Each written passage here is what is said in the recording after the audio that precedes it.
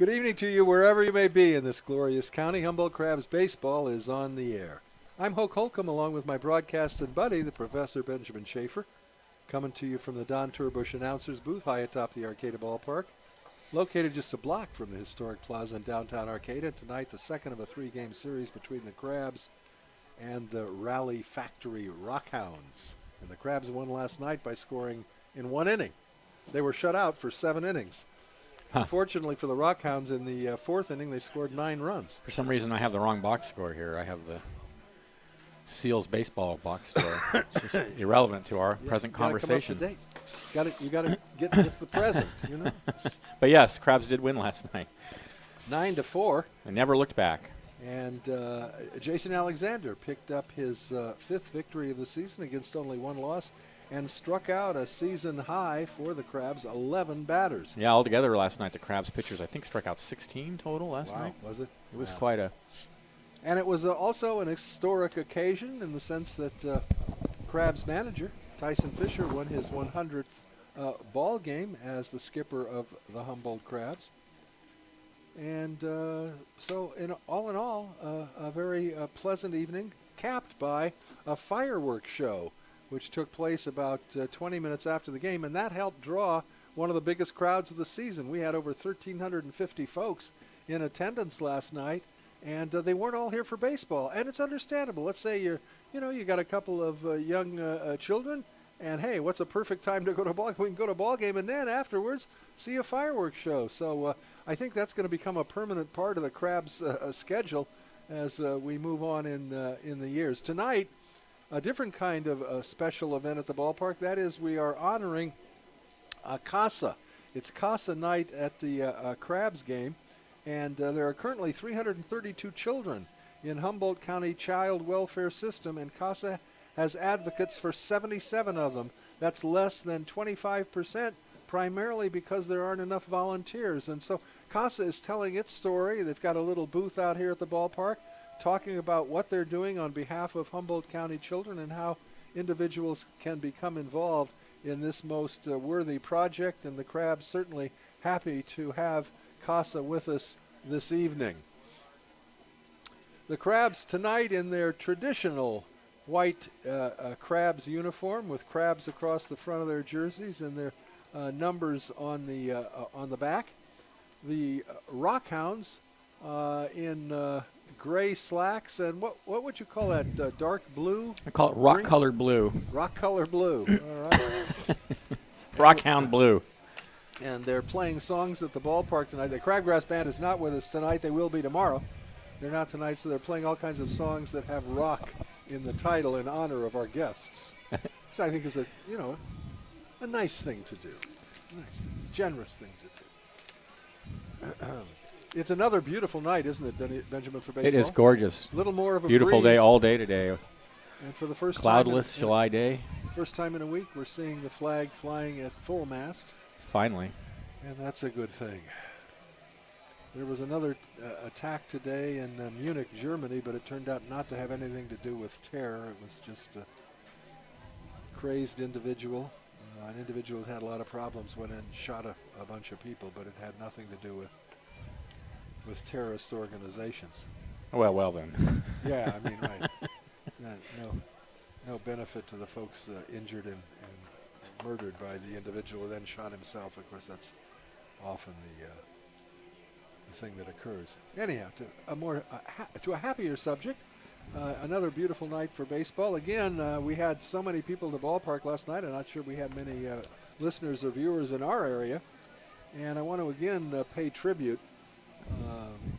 to the groundskeepers, Mr. O'Dowd and Fred Lamelli, who's now coming back as a part-timer after having been here and kept this grounds beautiful for many, many years. And there's an article in this week's Mad River Union about what a great job they do and how fantastic this field looks and plays. It's just a gem of a ballpark, and so kudos. And how it plays is important too, because we excuse me, I've been on the road with the Crabs in the past where we played in ballparks where there were rocks all over the infield was balls skipping all over the place because the infield had pebbles in the grass and things like that. This field is pristine all the time. Perfect. I hate to ask what the Rockhounds home park is like. I mean, is that full of rocks and hounds? Down there in Solano, I don't know. I shouldn't. There used to be a ballpark down there in Solano. I don't think you were with us when we went on that road trip, but at one time there was a team that invested a lot of money to build a big ballpark down there in Solano, and it was right there next to. There's a landing strip. There's a small plane airport right there off the freeway, off the 5, I think, and the field was abut the landing strip. So during the game, planes would just fly in overhead and land on the strip. It was kind of cool, but. And they invested, I don't know how many $1 million on that team and on that ballpark, and it basically lasted a year, and I think they tore the whole thing down a year later. Goodness gracious. Was this a professional team?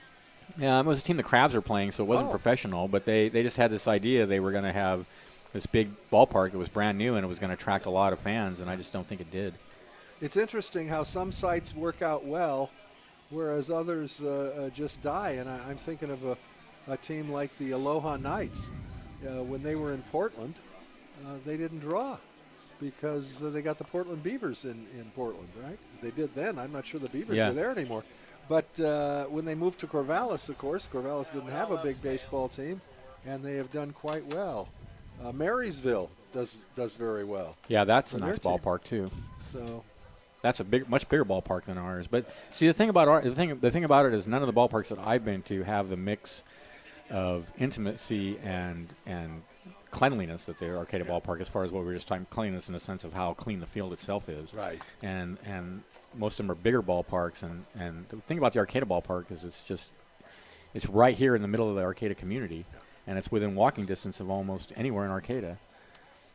Absolutely. The only thing wrong with this ballpark, and the Crabs recognize it, the city recognizes it, and all that stands between renovation and necessary renovation, is money, and that's the stands. The stands definitely need to be renovated. The bleachers are a little bit creaky, a little bit shaky, and they need improvement. Yeah, they're not very comfortable. But it costs a fair amount of money, and the Crabs are working on it. And I guess with the city, hopefully they're going to upgrade. Well, these were supposed to be these bleachers were not meant to be permanent when they were put in 20 years ago or more. Now they weren't meant to be, and they've ended up being permanent.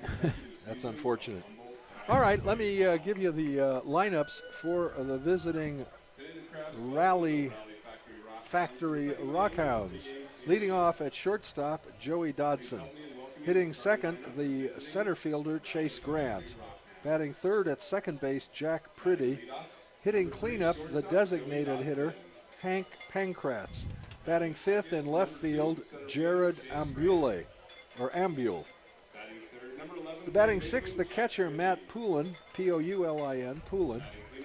Batting seventh at third base, Jed Fagg. Batting eighth at first base, Kirby Broadbent. And batting ninth and doing the duties in right field tonight, patrolling right field, will be Cody Gregory. On the mound will be Jake Fromson. Fromson comes into the ballgame with a record of 2 wins and 3 losses, and an earned run average slightly over 5, which is not great, but it's about half of what last night's starters' earned run average was. So that's the Rockhounds, and they'll be facing the Humboldt Crabs. And for the Crabs lineups, here's the professor, Benjamin Schaefer. Thank you, Hoke. David Hamilton leads off at shortstop. Brian Pozos at second base bats second. James Altman will be in left field and bat third, and Jason Newman, the right fielder, bats cleanup. Michael Perry will be at third base and bat fifth. Newt Johnson will be the DH and bat sixth. Logan Denholm, the catcher, bats seventh. Jacob Thurber at first base bats eighth. Logan Bush in center field bats ninth. And on the mound, as we noted, it's Aaron Herr. Herr comes in with a record of 5-1, an ERA of 1.66. In 38 innings pitched, he's walked 14 and struck out 26 and given up only 7 earned runs. So Herr, among the regular starters, has the best ERA. And is tied for the best record with Alexander. Last night, it should be noted that although the Crabs won 9-4, and their starting pitcher, I forget his first name, but Moore, who started the game, Jason Moore, their starter last night, I forget his first name, but he got hit pretty hard. Josh Moore, I think. Josh Moore, right? He got hit pretty hard, but the relief pitcher who came in didn't give up any runs for the Crabs, and in fact, the Crabs got all their runs in the one inning, and that was it. So other than that one disastrous 9-run inning, they really didn't play as badly as the score may reflect. Here's Shannon West with the national anthem. Walking out toward the pitcher's mound, holding hands with, I would assume, her son. A little boy or a girl. I think it's a boy. Both teams lined up along the baselines, and now here's Shannon West.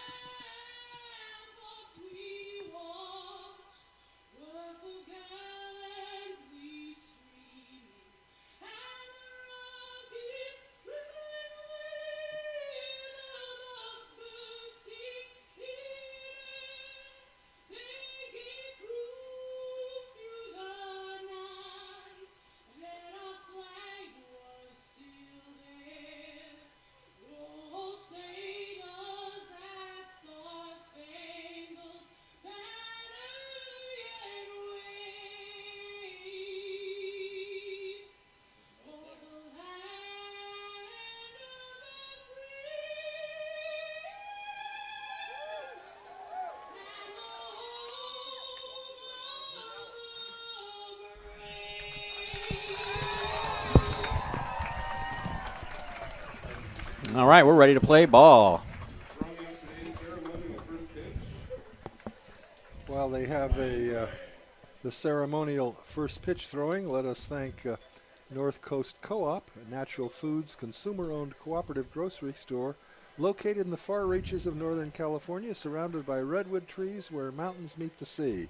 With one location in Eureka and one in Arcata, we feel fortunate to live in a place of immense beauty while serving the needs of our Humboldt County community. In Arcata, it's 8th Street and I, and in Eureka, 4th and B Streets. That's the North Coast Co-op.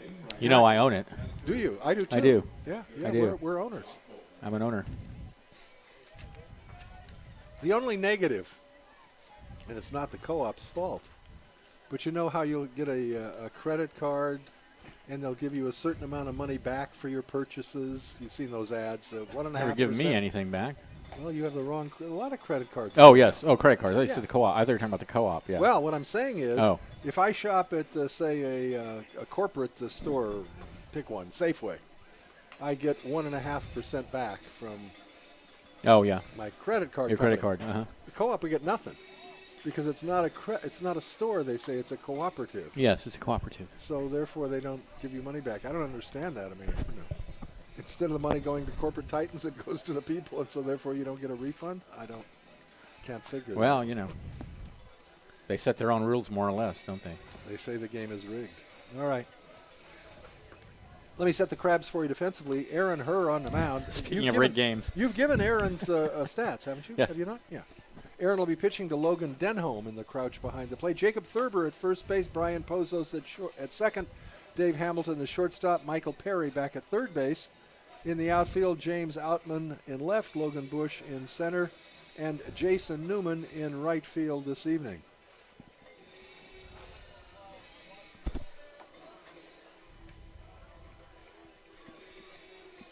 Flag blowing just slightly out in center field. And we're about ready to go. Joey Dodson coming to the bat. What did Dodson do in last night's game? He was 0 for 4. Did score a run, however. Scored one of the 4 runs that the Rockhounds plated.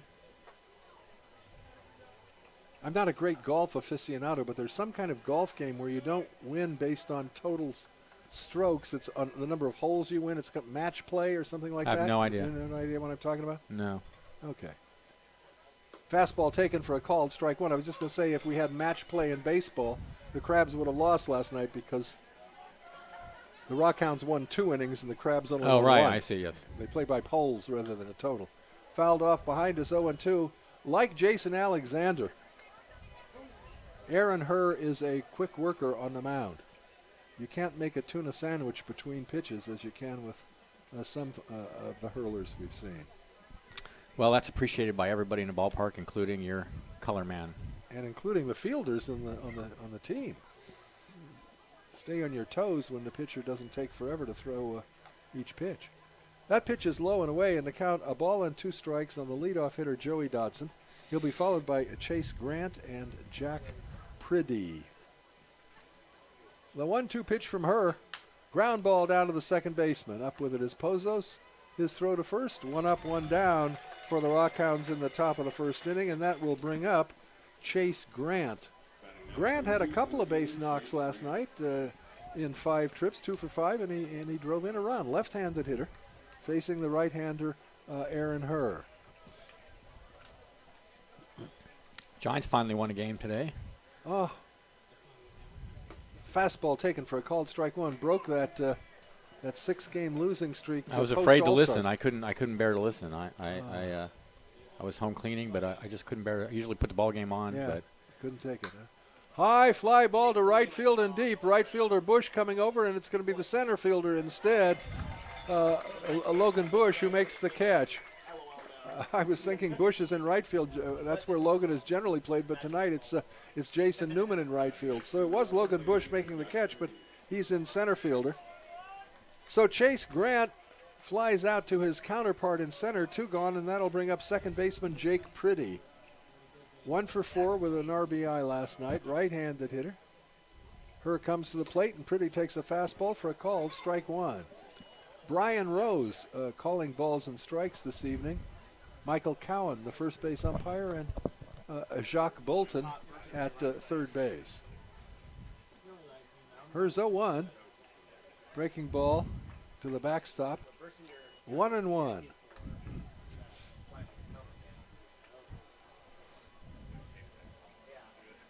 The Rally Factory Rockhounds from Salinas, California, making their first appearance this year at the Arcata. Are they from Salinas? I thought they were from Solano.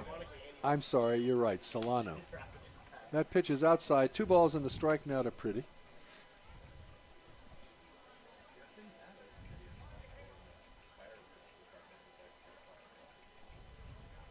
The next offering is hit high in the air into shallow right field.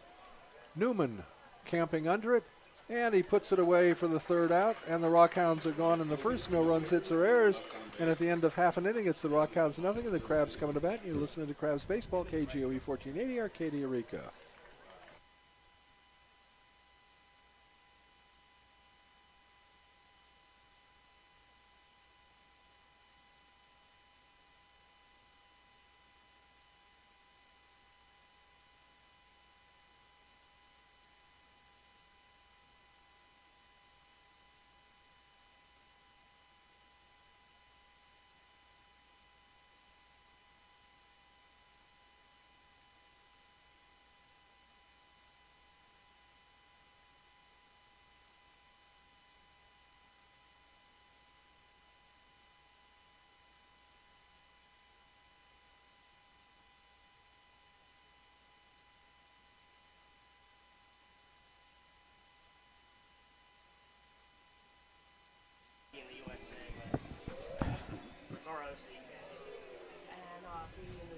That'd be better.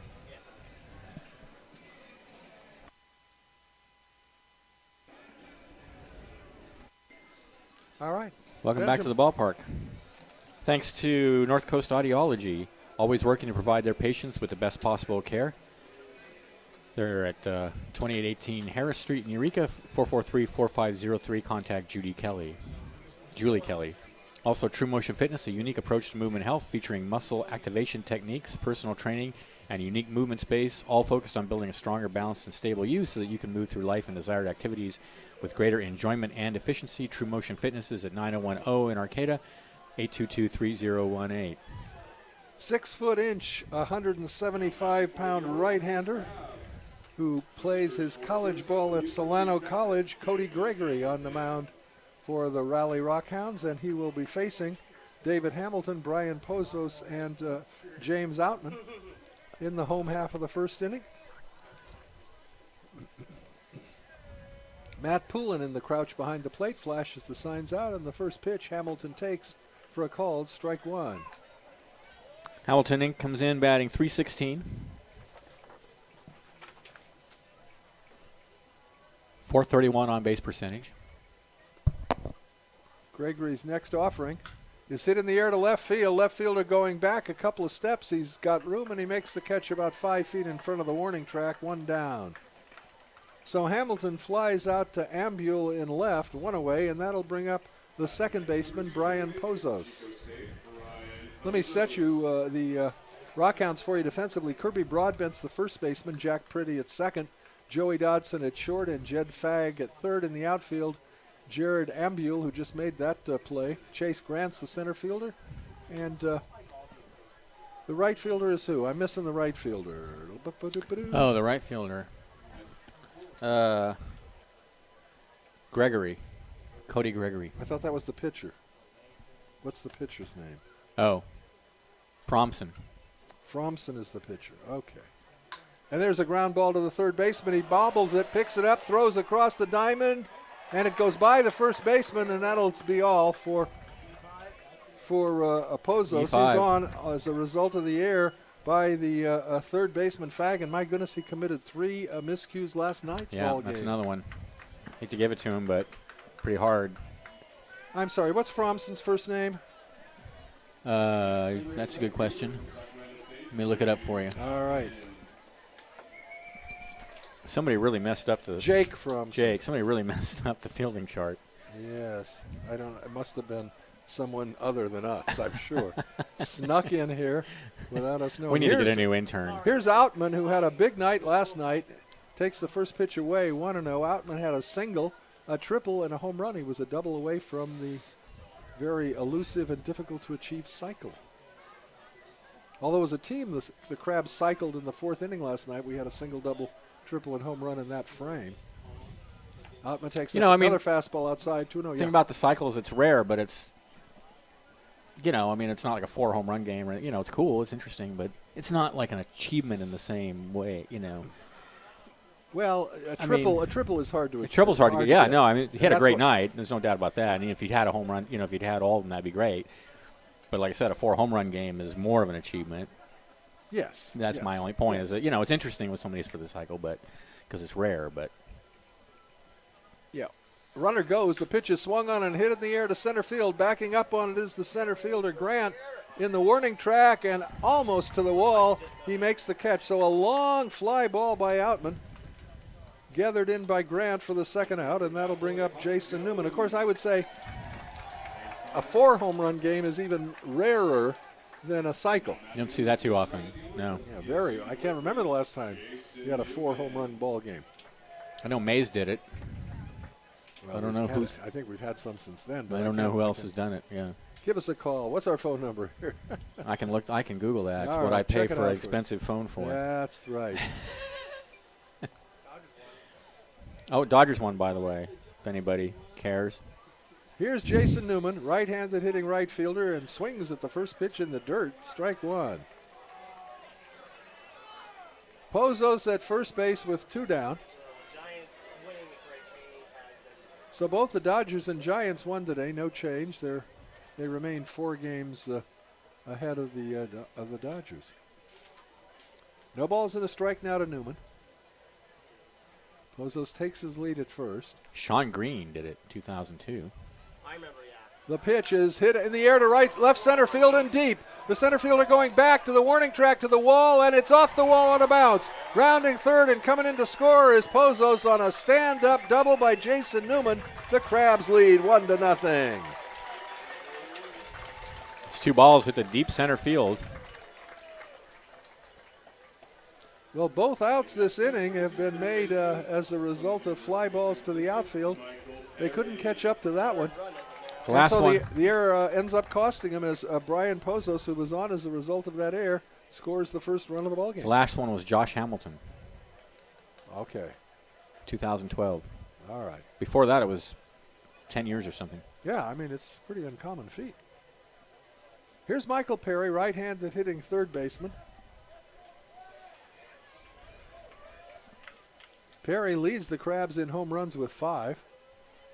I think he also leads in slugging, Fastball inside corner for a called strike which one. would make sense because he has he has fewer at bats. He only has 79 at bats. Wow.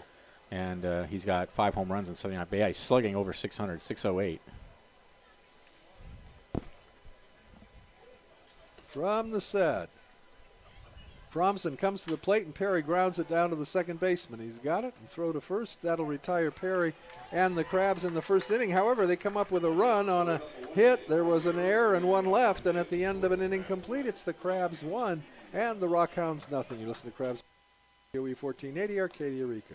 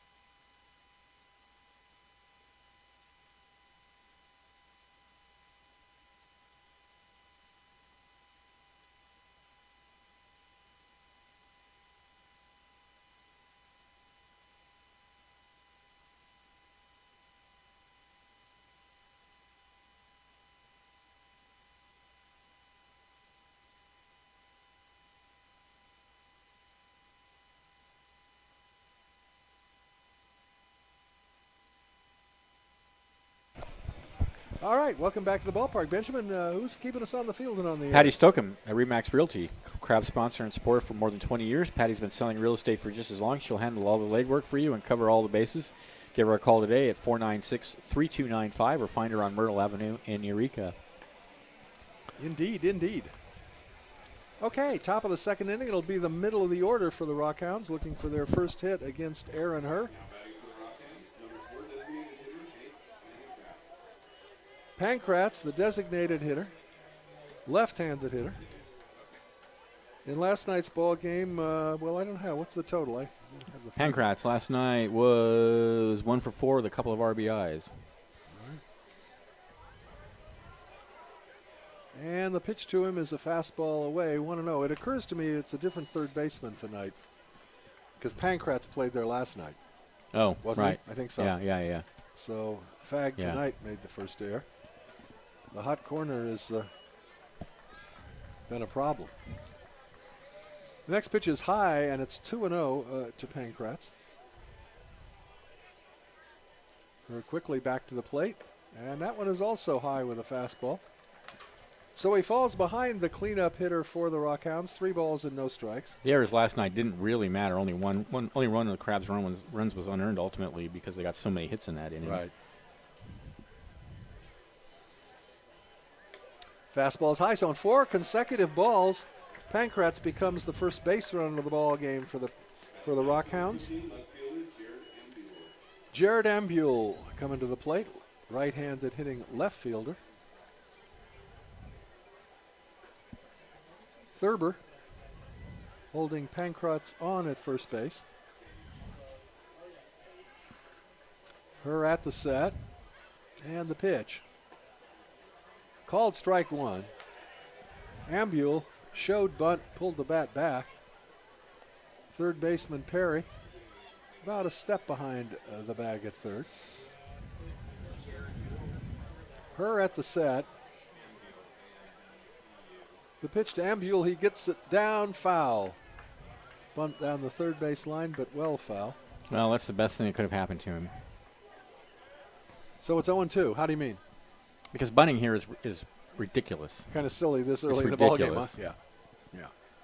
And if they think it's going to be a one-run game, they haven't been watching the Crabs Yeah, lately. and particularly if you got a pitcher who's got a 5.5 earned run average. Yeah. I mean, All right, no balls and 2 strikes now. Herr ahead on the count, looking for his first strikeout of the ball game. The 0-2 pitch, breaking ball just a bit outside. 1-2.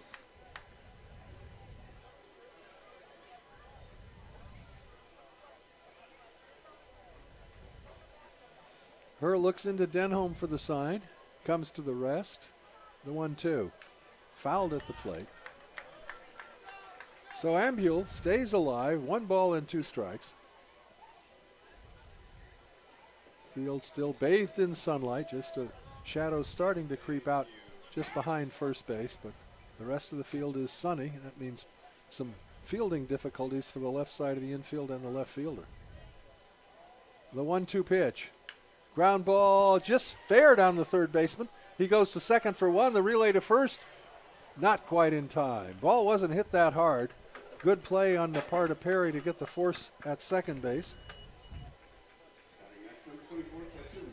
So Pankratz is eliminated. Ambule now at first base with 1 down, and that'll bring up the catcher, Matt Poulin, Poulin. I don't think he played last night. He did not play last night. Right-handed hitter.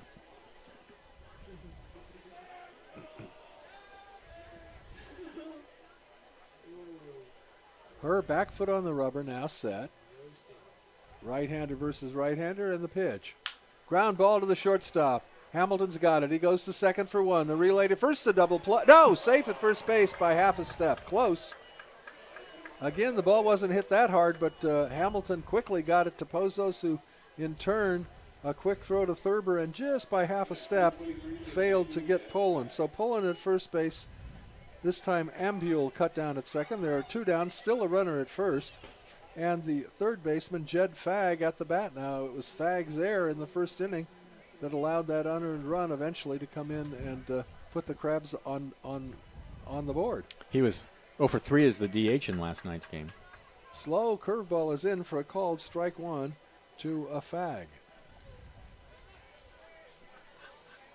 Poland, a slight lead at first base. There's a curve that's fouled off to the right and out of play. Her ahead, no balls and 2 strikes.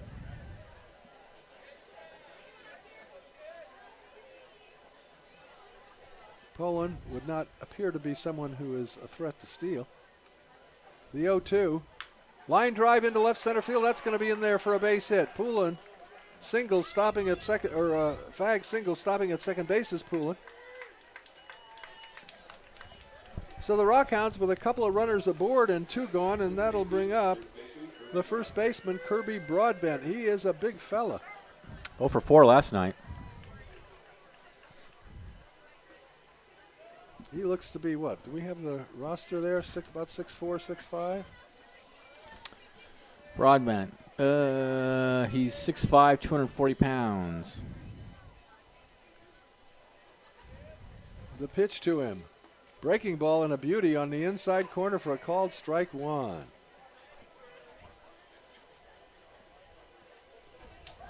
Her has walked 1 batter and surrendered a single. At the set, a look back at second base. Comes to the plate. Fouled straight back. So her ahead on the count now. No balls and 2 strikes to the number 8 hitter for the Raleigh Rockhounds.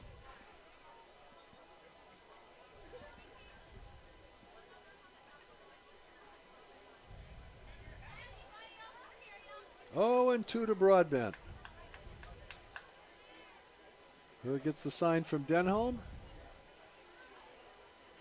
Kicks and deals. Strike 3. First strikeout of the ball game. Blew a fastball by him, and that'll do it for the Rockhounds in the second inning. No runs. There was a hit, no errors, and 2 left on base. And at the end of an inning and a half, the score remains Crabs 1, Rockhounds nothing. This is Crabs baseball. KGOE 1480, Arcadia, Eureka. Head on over to the third base side. Here in the stands, Costas raffling off.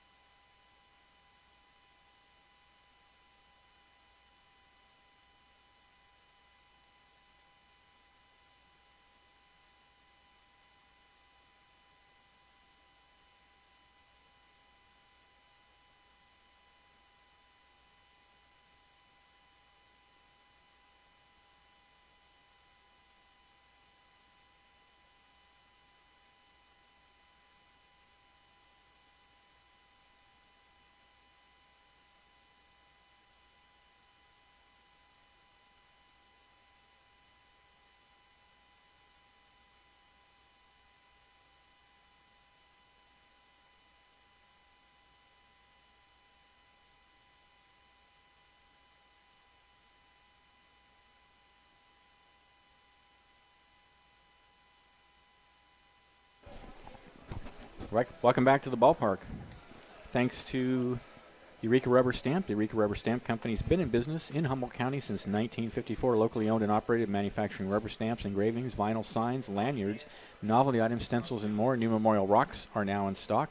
They're at 520 F Street in Eureka, open 8:30 to 5:30 Monday through Friday. Designated hitter Newt Johnson to lead it off for the Crabs in the bottom of the second inning.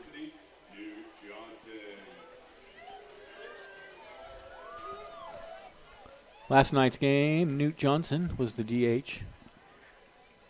First pitch to him. He was 0 for 4 with an RBI and a run scored.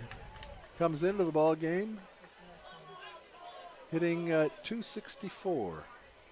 2 round trippers and 18 driven across. And the next pitch to him is low and away, a ball and a strike. Johnson will be followed by Logan Denholm and Jacob Thurber.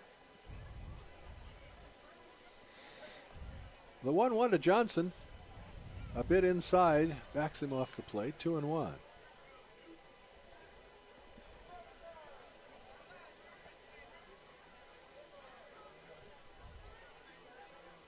The 2-1 pitch, outside with a slider.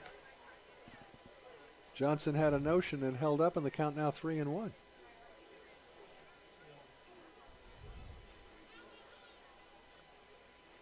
Johnson swings and hits a ground ball past the third baseman into left field for a base hit.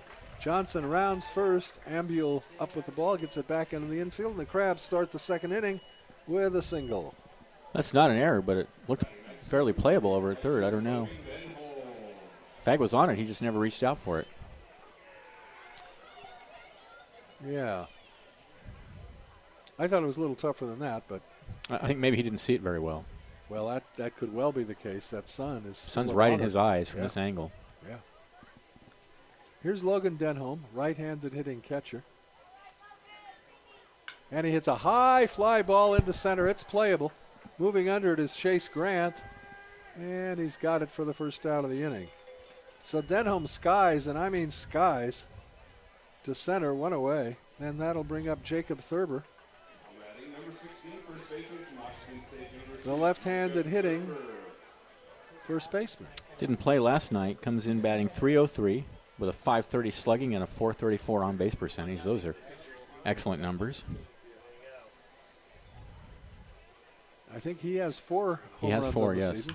There's a ground ball foul over to the first base coach, Andy Bersinger. Makes the play. No balls and a strike to Thurber, the number 8 hitter in the Crabs order. He takes a look down at Tim Wheeler coaching at third.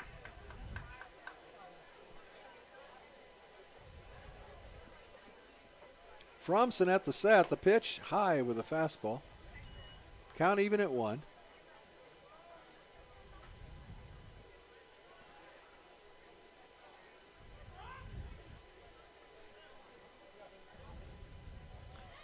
Johnson held on at first base by Broadbent. The pitch misses. 2 balls and a strike now.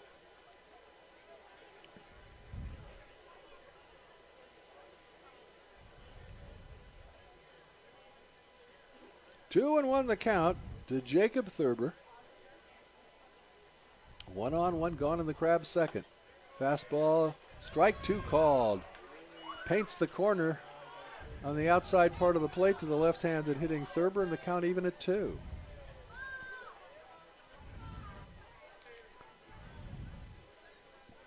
Fromson, a long look into his catcher, Poulin, and the pitch. Just a bit outside, 3-2.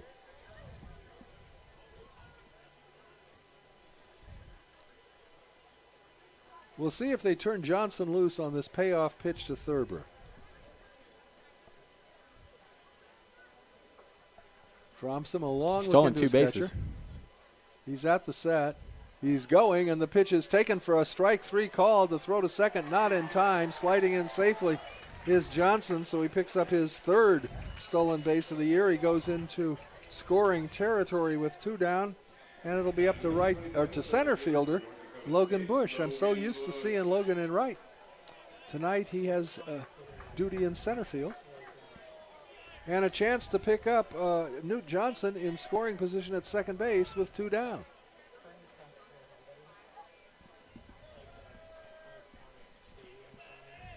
Bush comes in batting .316, .464 on base percentage. First pitch to him just a bit inside, 1-0. Last night he was 1 for 3 with an RBI and a run scored.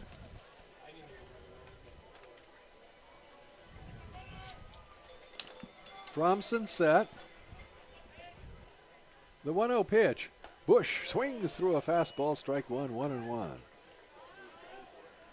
After Bush, we go to the top of the order, and David Hamilton. David taking some practice swings in the on-deck area, hoping to get an at-bat this inning. The 1-1 to Bush, fastball away, 2 balls and a strike.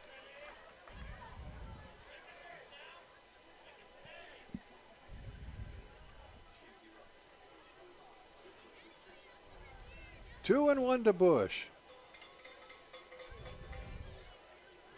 Fromson at the belt. He comes to the plate. Bush lets it go by. Outside again. 3-1. So a hitter's count now. Logan Bush, an opportunity to really take a rip here.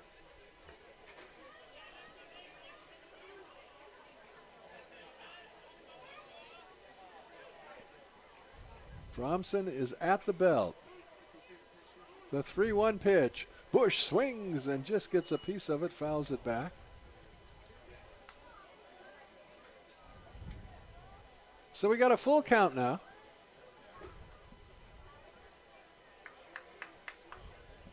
Johnson on at second and 2 gone. Bottom of the second, Crabs up 1-0. The pitch. Just misses outside. Ball 4. So Bush, a free pass.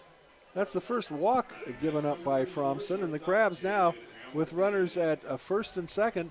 And the leadoff hitter, David Hamilton, coming to the bat. Hamilton flew out to left fielder Ambule to start the Crabs' first inning.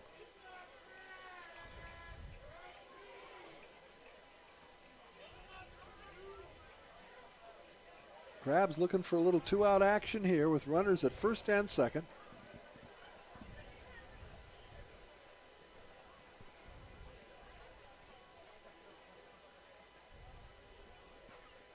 Fromson now comes to the rest. The pitch. Strike called. Off-speed pitch. 0-1 to Hamilton.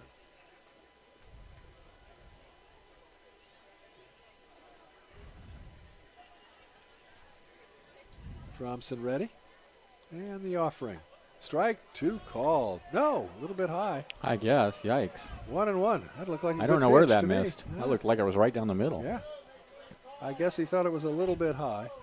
1-1 the count to Hamilton. Yeah, when it goes our way. Fromson comes to the plate. Hamilton hits it high and deep to center field. Going back is Chase Grant to the warning track, and he makes the catch at the warning track. So a long fly ball, but that'll do it for the Crabs in the second inning. No runs. There was a hit, no errors, and 2 left. And at the end of 2, the score remains Crabs 1 and the Rockhounds nothing. You listen to Crabs Baseball, KGOE 1480, Arcadia, Rica.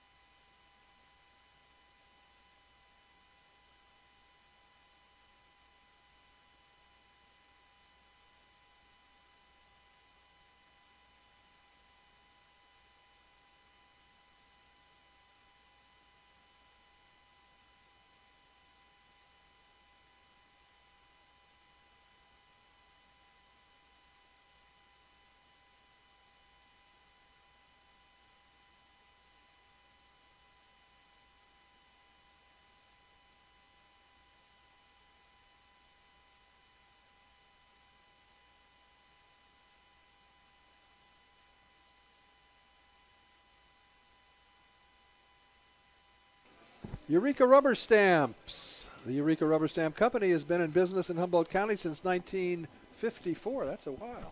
Locally owned and operated, manufacturing rubber stamps, engravings, vinyl signs, lanyards and novelty items, stencils, and more.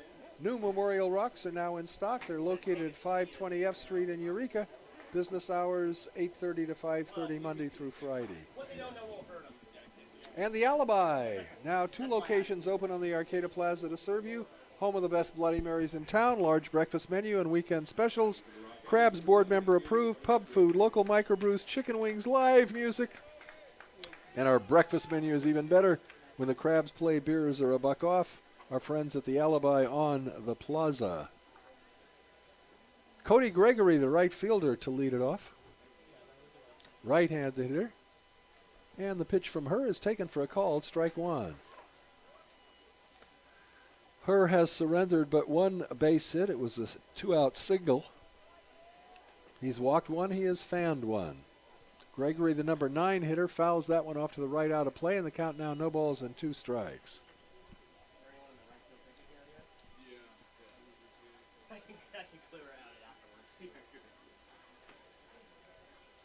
Oh, and 2 to Gregory. And the next pitch is over for a called strike 3 at the knees.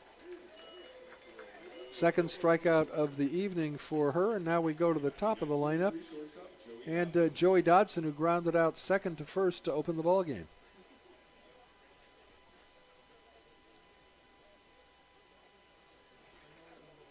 Remember, tomorrow's finale at 12:30. Crabgrass Band will be here.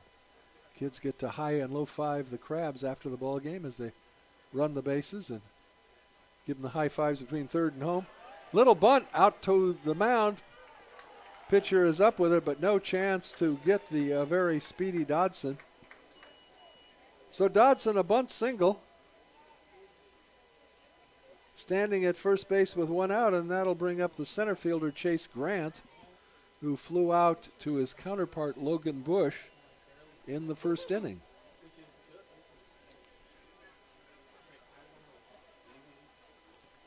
Grant, a left-handed hitter, facing the right-hander her. And the pitch to him is swung on weakly for a call for a strike 1. Tried to check his swing, but definitely went around. It's 0-1.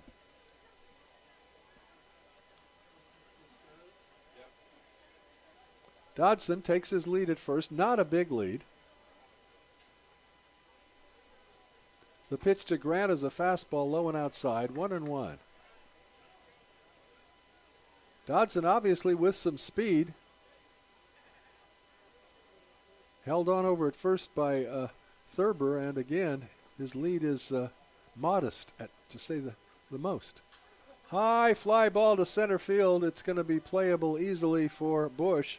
Logan's under it, and he gloves it for the second out of the inning. Dodson retreats to first base, and with 2 down, it'll bring up the second baseman, Jack Pretty, who skied to right fielder Newman to end the first inning.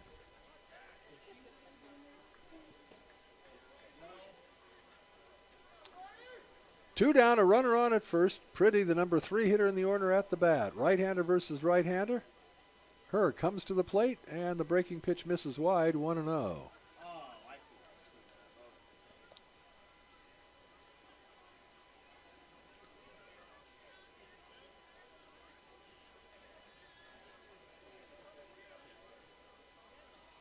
The 1-0 pitch, runner goes. The pitch bounces at the plate. So absolutely no chance for any play. Credit Dodson with the stolen base. It puts the potential tying run in scoring position with 2 outs here in the top of the third, and the count 2 balls and no strikes to Jack Pretty.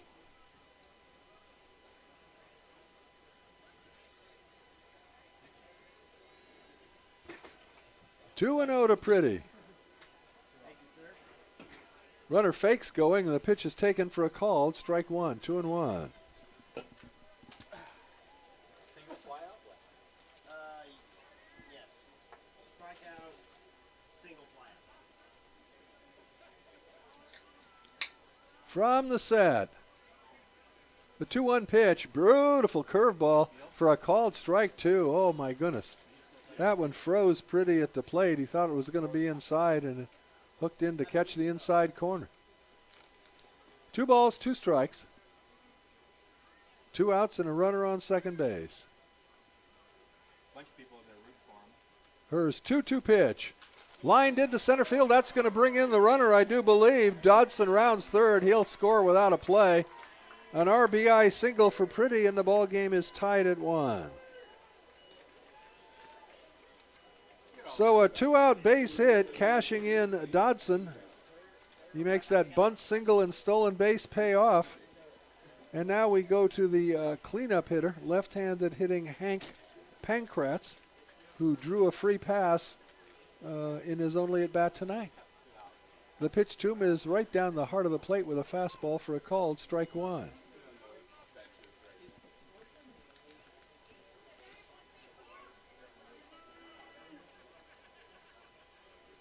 Her at the set. The pitch. High pop-up foul out of play.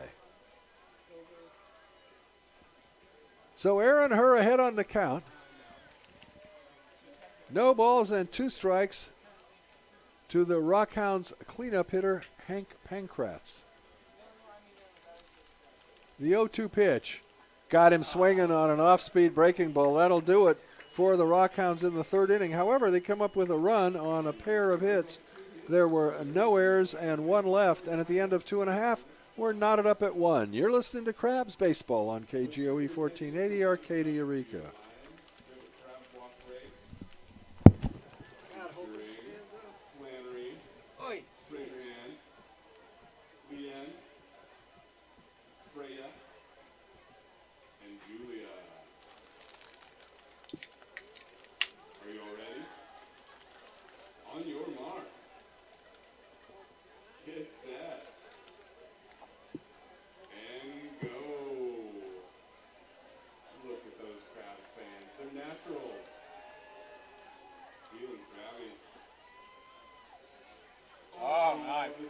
Tumble at the end.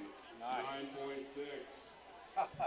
Good job. That's gold medal, Crab Walk right there.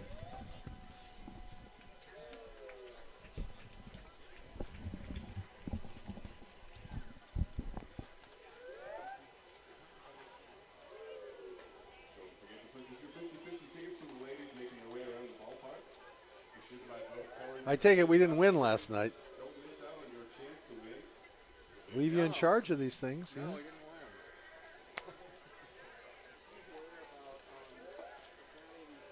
No, you didn't have a ticket worth $945. Oh, jeez. Are we ready? Well, heading into the bottom of the 3rd inning, Crabs will be sending up the 2, 3, and 4 hitters. Brian Pozos, James Outman, and Jason Newman to face the right-hander Jake Fromson. Right-hander versus right-hander. Fromson's first pitch, and Pozos hits it hard, sharply to the shortstop. He's got it on a couple of hops and throws it over the first baseman's head for an error, and the Crabs have the leadoff batter aboard. E6 on your scorecard. Yeah. I mean, that throw would not have been caught by a leaping Brian Belt. I mean, he airmailed that thing way over the first baseman's head. It was hard enough, so it bounced off the fencing out there and came right back. So Pozos unable to move to second base on the overthrow. Here's Outman, who flew out to the center field in the 1st inning. As we mentioned, James had a heck of a night last night, a single, a triple, and a home run. Came into tonight's ball game hitting .395, left-handed hitter. 1-0 count to him. Fromson at the set. Pozos takes his lead. Pozos goes, and that pitch is fouled off. So the Crabs try the hit and run. Outman fouls it off to the left. Count even at a ball and a strike. Crabs cleanup hitter Jason Newman swinging the lumber in the on-deck area.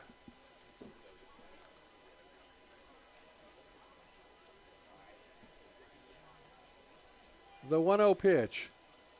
Strike 2 called at the belt in their part of the plate, and it's 1-2. Outman checking with the third base coach to see if Brian Pozos will be off with this pitch. We have not seen Fromson throw to first base, I did not believe. Now he does, and that's not much of a throw. Pozos dove back, but was not even close. Pozos edging off a little bit further.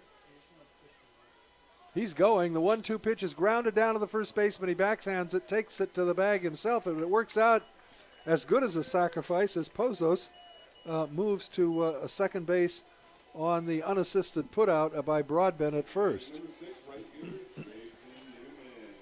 So the go-ahead run at second base with one out, and that'll bring up Jason Newman, who boomed a double in the first inning to drive in the only Crabs run of the ball game.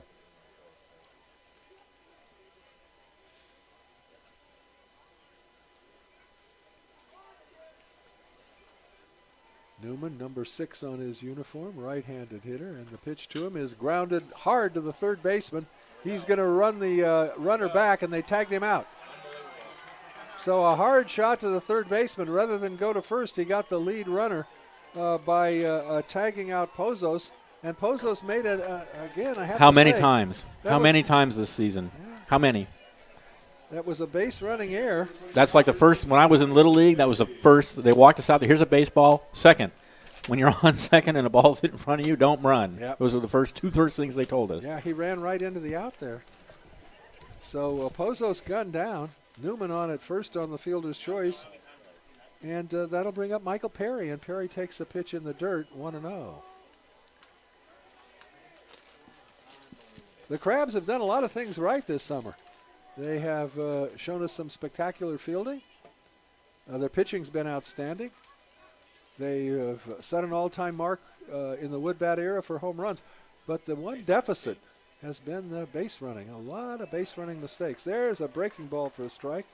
And the count even at 1-1 to Michael Perry. So Newman now at first with 2 down. Perry takes a fastball on the inside corner for a called strike 2. Michael thought it might have been a little more inside.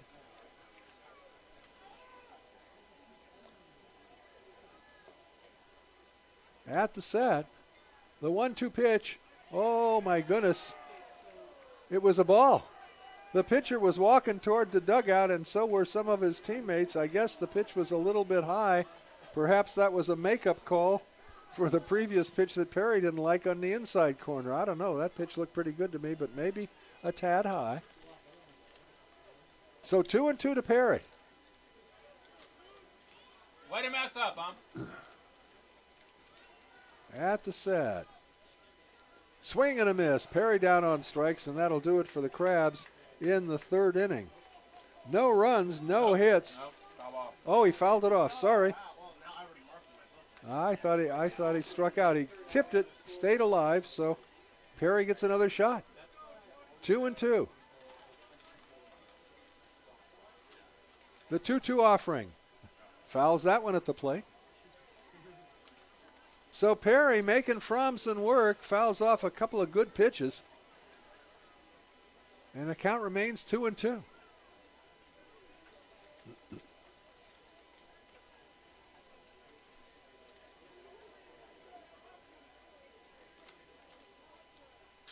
Ground ball to the shortstop, off his glove and into left field. Rounding second and holding now is Perry. And that's going to be, I believe, an infield single. An infield single for Newt Johnson. That was a tough play. Deep in the hole, it's short. The shortstop, Dodson, tried to backhand it, bounced off his glove into left field. But I actually think had he made the play, he wouldn't have had a play at first base because he was going in the wrong direction, backhanding it, heading toward left field, and it would have been almost impossible. So a 2-out single by Johnson. And now the Crabs with runners at first and second, 2 gone. And here is Logan Denham, who skied to Chase Grant in center field in his only at-bat of the evening.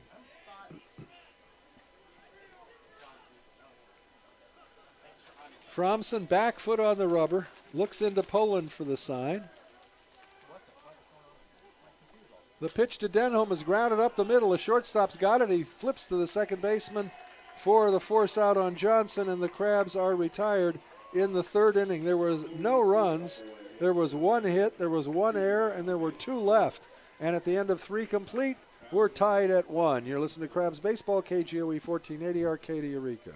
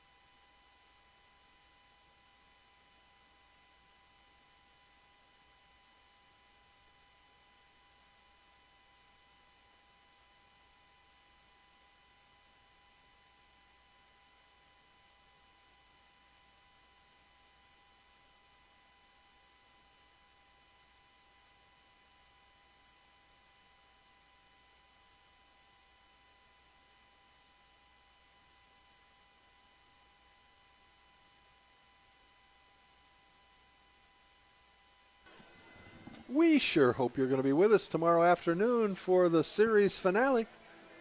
12:30 game time. And it's going to be Big Brothers and Big Sisters Day at the ballpark. That's another very worthy group. Have a little information booth out here to inform fans about all the things Big Brothers and Big Sisters do. So hope you'll be with us tomorrow at 12:30. The Crabgrass Band will be here. And we're promised a good day for baseball. All right, Aaron Herr out for his fourth inning of work.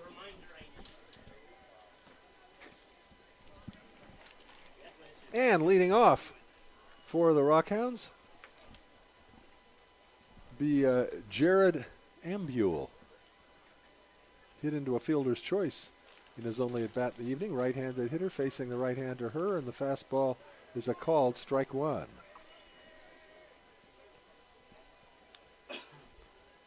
Herr has fanned 3 batters, walked 1. And the pitch is low and away. He's given up 3 base hits, all of them singles.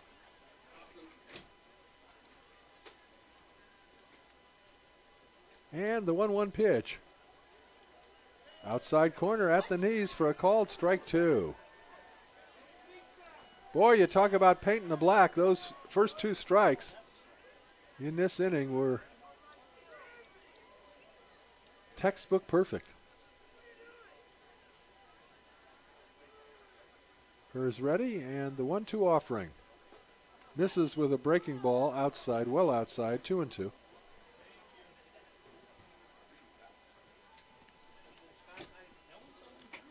Two and two the count.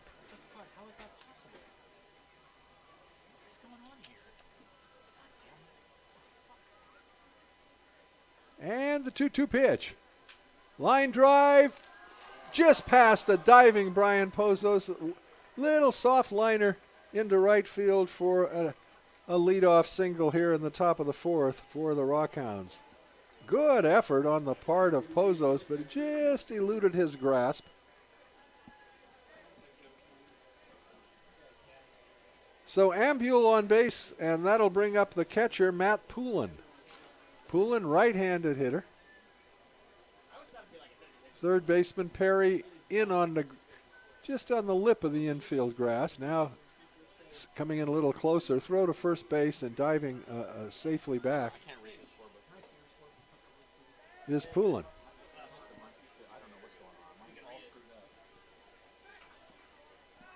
Herr at the set. The pitch, swing and a miss. Had Poulin out in front, and the count, no balls and a strike.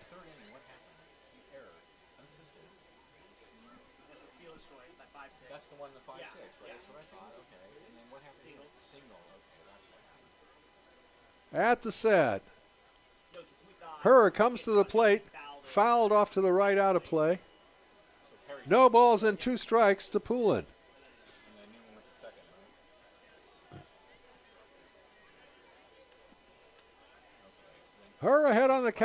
0-2.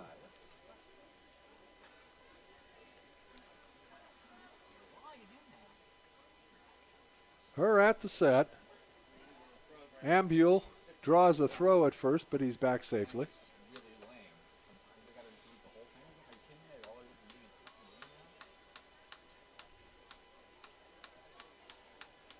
No balls and 2 strikes to Poulin.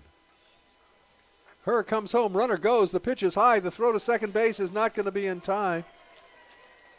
So Ambule steals second now in scoring position. The pitch was a ball, so the count goes to a ball and 2 strikes to Matt Poulin.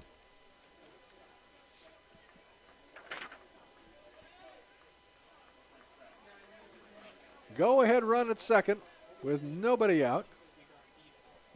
Her ahead on the count here, 1-2.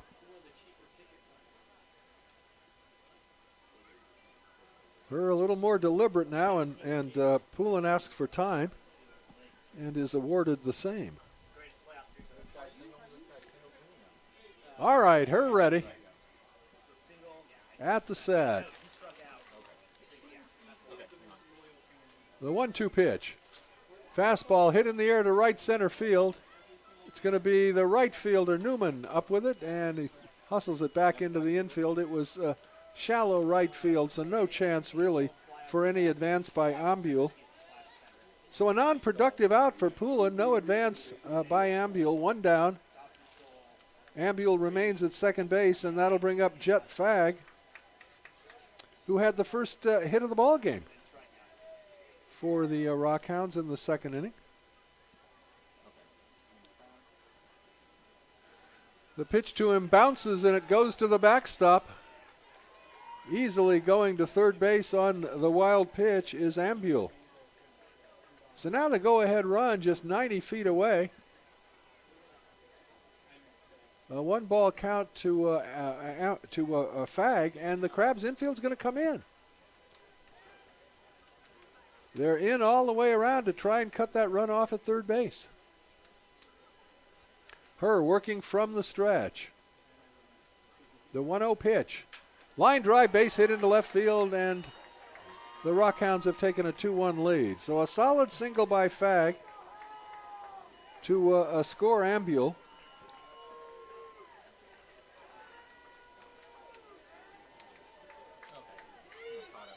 So a single, a stolen base, a wild pitch, and then a solid single. And the Rockhounds have gone ahead by a 2-1 count. 1 down and a runner on first base, and the number 8 hitter, Kirby Broadbent, at the bat.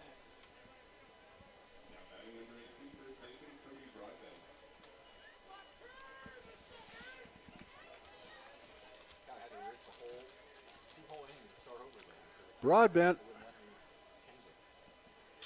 hits a ground ball, and the bat and the ball go about equidistant to the shortstop. Throw to first for the out on the play. Fag moves to second base on the broken back grounder. So Hamilton to Thurber records the second out. On the play, Fag moves to second base. And that'll bring up Cody Gregory, who was caught looking to begin the third inning of play. And boy, that bat was shattered. Bat made it almost as far as the ball. It almost made it to the dirt part of the infield. All right, right-handed hitting Gregory at the bat. Her's pitch to him is fouled at the plate, strike 1.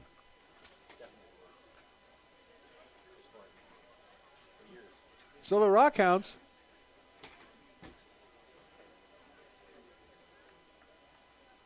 able to go ahead here by a 2-1 count in the top of the 4th. Her, a glance back at second, and the pitch. Strike called at the knees, 0-2.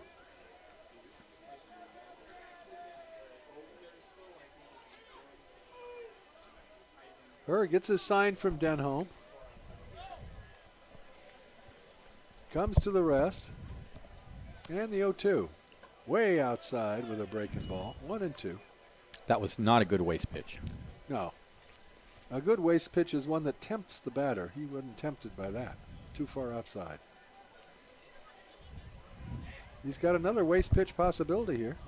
Doesn't have to come in 1-2. Let's see what he does with it. Fastball backs him off the plate, 2-2. So he's gone outside, he's gone inside. And the count now even to Cody Gregory, the number 9 hitter for the Rockhounds.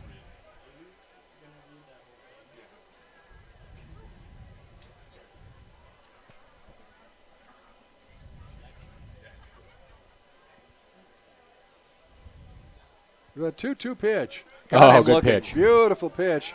Gregory again caught looking. And that'll do it for the Rockhounds in the 4th inning. They come up with a run on a pair of hits.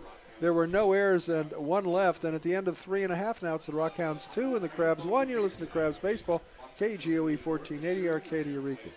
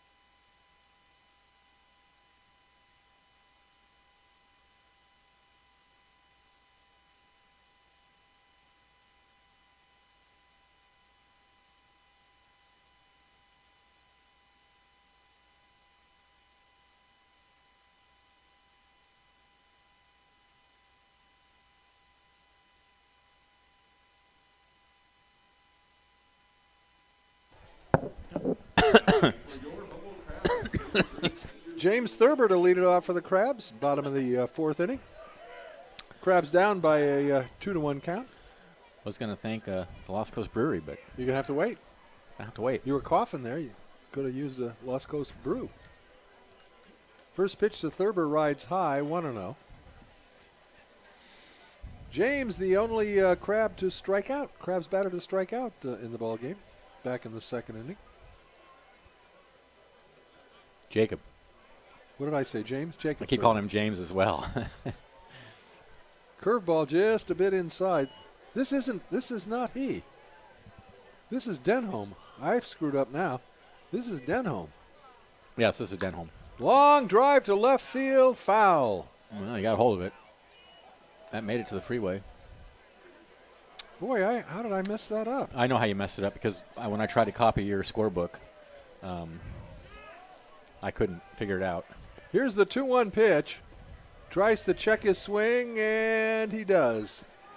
Does not go around. The first base umpire said he didn't break the wrist, so the count now 3 balls and a strike to Denholm.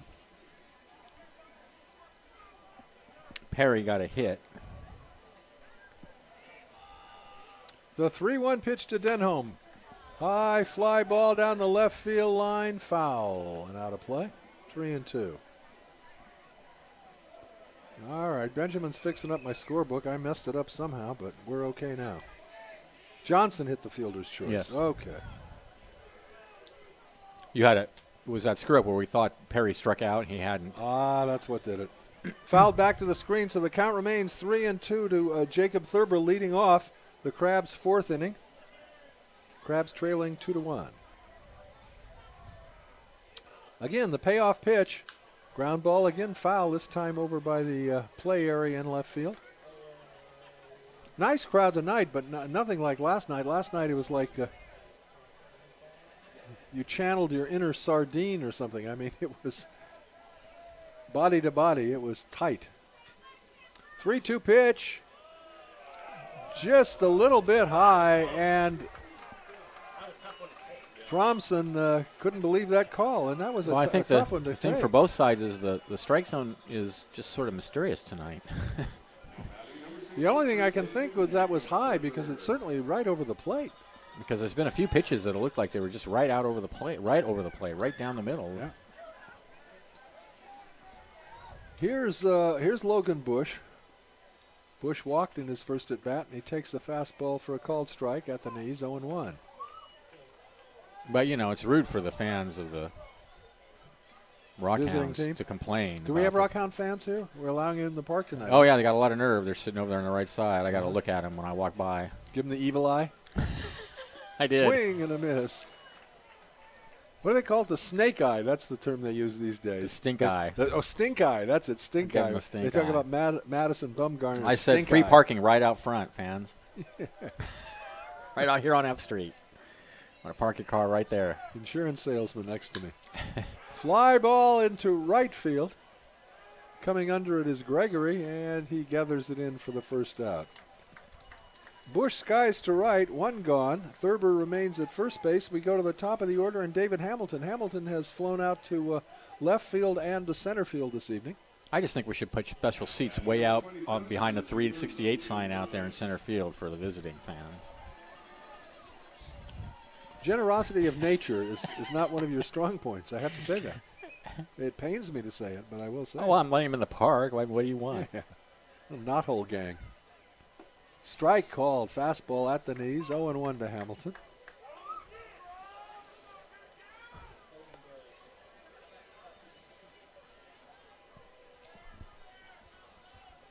Oh, and 1 to Hamilton. Swings through a fastball. 0-2.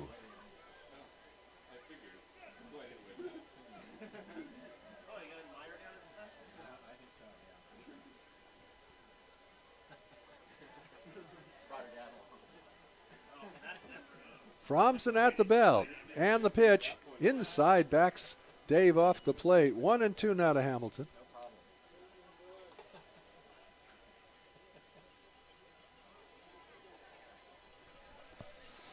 Thurber held on by Broadbent at first.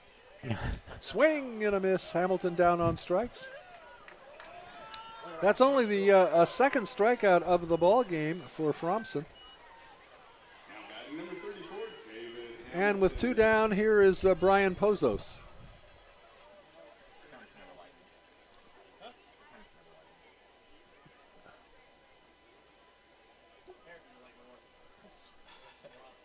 Two down, here's Hamilton. I am really goofed up here. I fixed it for you. How can you be goofed up again? All right, that was Bush that was down on strikes. Here's Hamilton. Boy, tough night with the scorecard. All right. 2 down, runner on first, and Hamilton at the bat.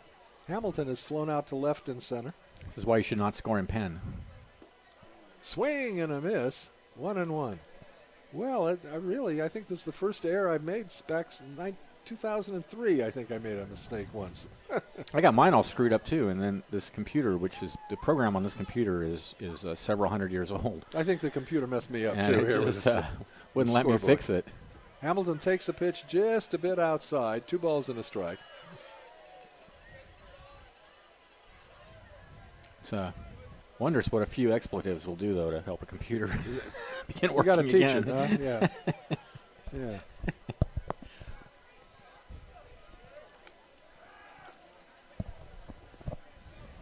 Two balls and a strike to Hamilton. There are 2 outs here in the Crabs' 4th inning. Logan Denham at first base. Hamilton swings and grounds it foul outside of third. The count even now at 2-2.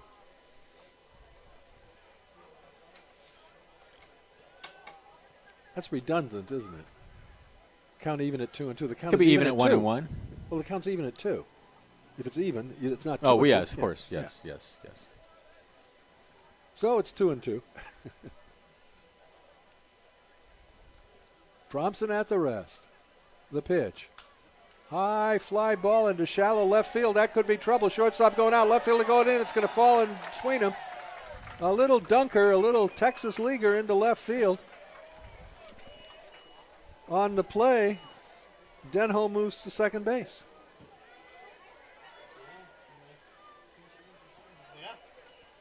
So the Crabs trying to get something going now with 2 outs. That'll bring up Brian Pozos.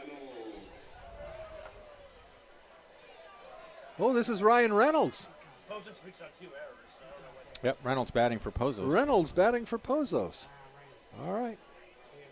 Ryan Reynolds, switch hitter, batting from the left side against the right-hander Fromson. And the pitch to Ryan is taken for a ball, 1-0. Reynolds last night, I think he hit a home run last night, didn't he? Yes, he did. Homered last night. Yes, he did. 2-run home run. The pitch to him, swings through it. And the count 1-1. I wonder if we can find out. Is there any way we can find out what's happening to Pozos? That's a strange substitution at this point in the ballgame. I wonder if he injured himself in some way. 1-1 the count to Reynolds. The pitch. Ground ball just foul outside of first base. It's 1-2. Now, of course, with Reynolds, you get a left-handed batter to face the right-handed pitcher, but still, you It don't still is. expect Normally, that. we wouldn't No, not in the normally fourth see a inning. change like this in the fourth inning. No.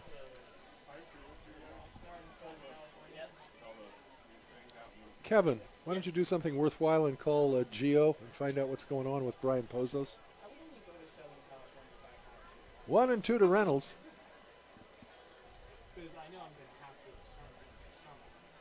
We got our crack researcher on it right now. The 1-2 pitch inside with a fastball. The count even at 2. Again, a close pitch.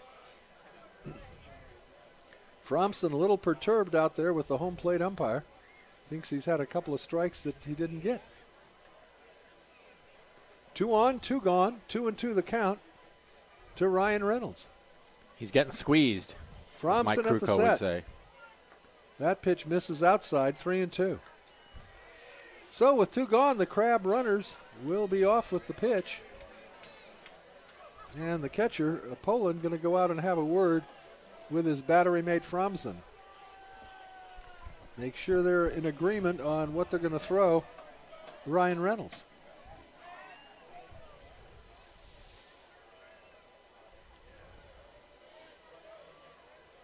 Denholm at second.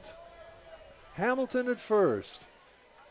The payoff pitch to Reynolds, strike 3 that was in called. exactly the same spot as the last. What are you doing out there, Ump? Wake up! Pick one and go with it. So the Crabs in the 4th inning, no runs. They had 1 hit, no errors, and 2 left. And at the end of 4 now, it's the Rockhounds 2 and the Crabs 1. You're listening to Crabs Baseball, KGOE 1480, Arcadia, Eureka.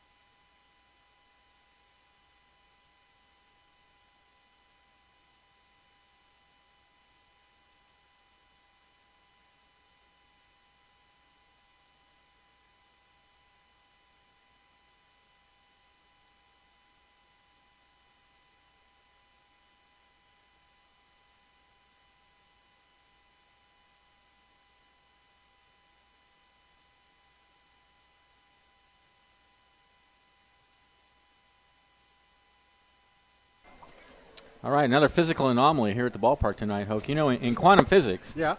a photon, it can be a wave or a particle, Yeah. and it can be both at the same time. Well, not at the same time, but it could be one or the other Yeah. in the same state. And Well, you- here, a pitch can Yes. be a ball and a strike. At the same time. Yeah, in the same exact spot. It can be a ball 1 second and a strike, depending on the observer.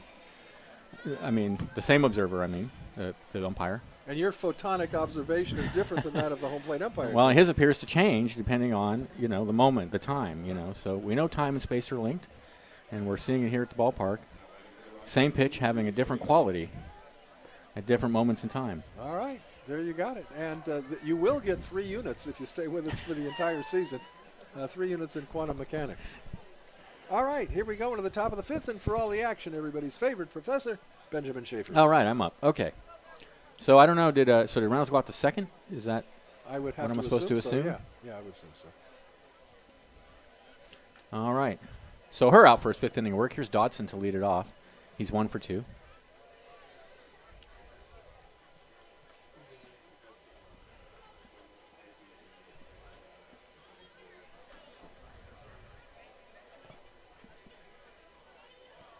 The 0-1. Grounded over to third. Throw to first. One away. Nice play. 2-1 in favor of the Rockhounds. 2 runs, 5 hits, 2 errors for the Hounds. 1 run, 4 hits, no errors for the Crabs. Crabs have left 7 runners on base already, though. Here's Grant, the center fielder. He's flied out to center twice. Rocks and deals a fastball down low. When I was a kid and a rockhound, we'd just go out and collect, stones in the desert. Yeah. I don't think you can do that anymore. That's federal land. I don't think you can. Depends on where you do it, yeah. I've always been a rockhound myself. 0-1 pitch. Lined into center field. Going back on it is that Cirillo? That's not Cirillo. That's Bush. And he makes the play near the warning track. 3rd time in a row that Pretty has hit a line drive out to center field. Yeah, it depends on where you go, but it's true. Yeah, there's a lot of places you can't just pick up rocks. And I'm sure the same would apply to fossils. Pretty 1 for 2, yeah, fossils for sure. That's what I was always after, fossils. Here's the pitch.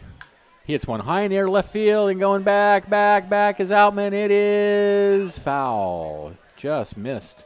Just off the wall, on the base of the wall to the right, just to the left of the yellow line, maybe an inch or two. Not much.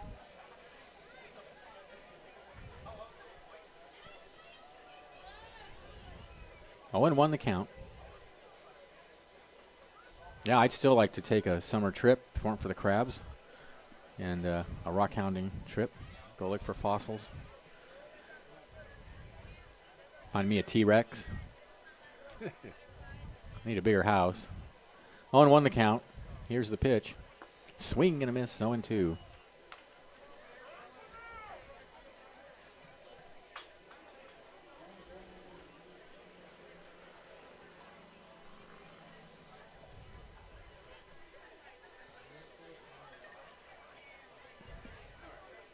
And the 0-2 slider got him. Nice pitch. 1-2-3 go the Rockhounds in the 5th. They lead 2-1. This is Crabs Baseball, 1480 KGOE. Are you getting any response?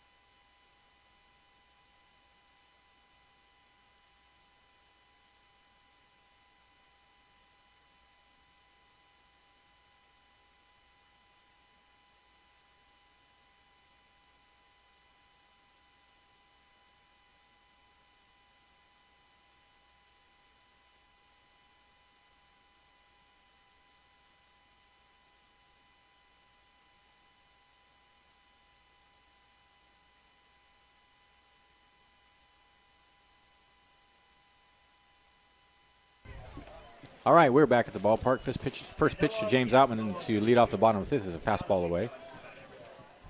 Outman's 0 for 2 tonight. Fly out and a ground out. Crabs trailing 2-1.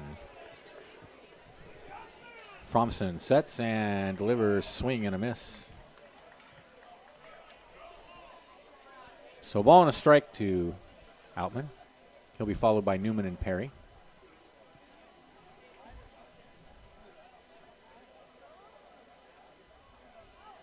The 1-1 fouled out of play.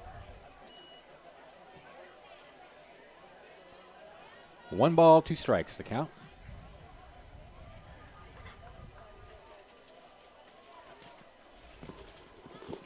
Crabs have had a few chances tonight, just not able to capitalize. Here's the 1-2. Ground ball over to first. Oh, nice play by the first baseman. Broadband, he tosses to the pitcher covering. One away.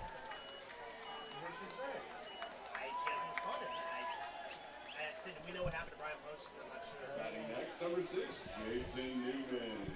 Here's Newman. He's right there.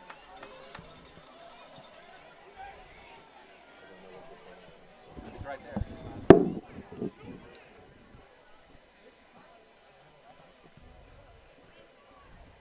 Newman doubled in his first at bat, then grounded into a fielder's choice.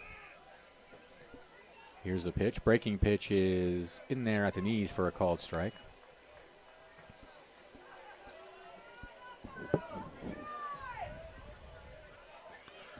Oh, and 1 the count. Next pitch is a slider down low and away, 1-1.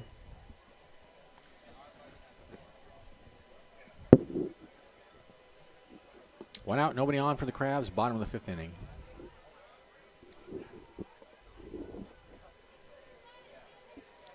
Fromson sets, and now Newman calls for time and steps out. He's got a problem with his helmet.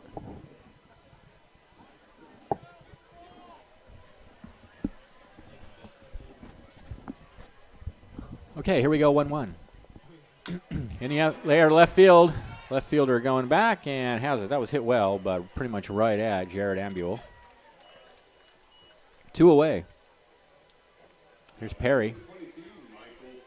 Perry is grounded to second and singled.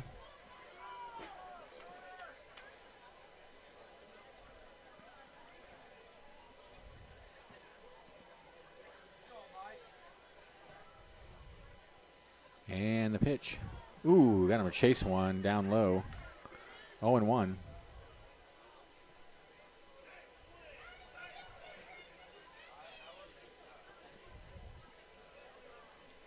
The 0-1 fastball misses down and in. A ball and a strike to count.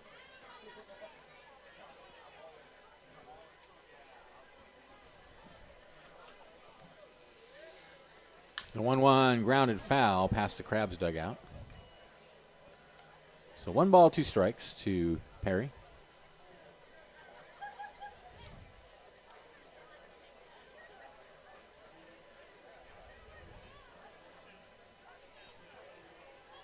Now he steps out.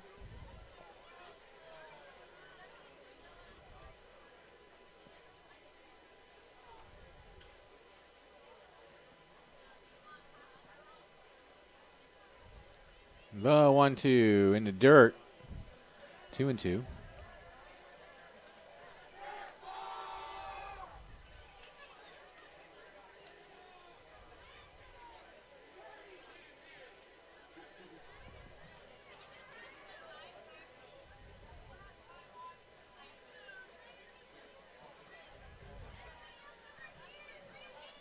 Two balls, 2 strikes, the count. 2 outs, nobody on. Bottom of the 5th, Crabs trailing 2-1. Here's the pitch. Grounded over to short. Backhanded by the shortstop. Throw to first is not in time. He pulled him off the bag. That's going to go for a hit.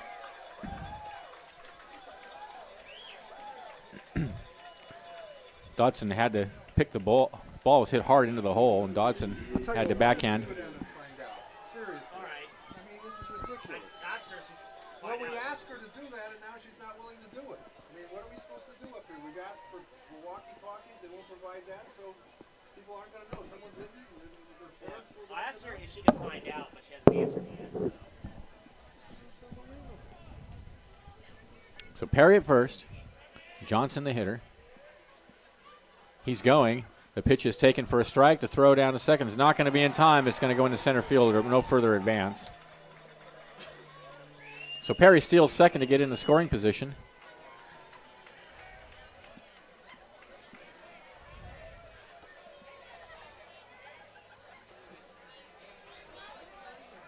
He's the tying run out there. 0-1 meanwhile, the count to Johnson. Singled and hit into a fielder's choice in his 2 trips to the plate tonight.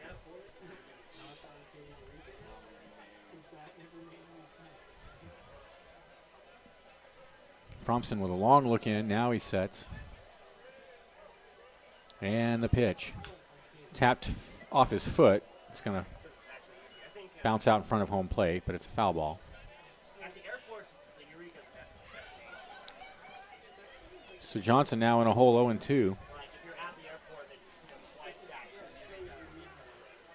Got a right-hander beginning to warm up in the Rockhounds bullpen.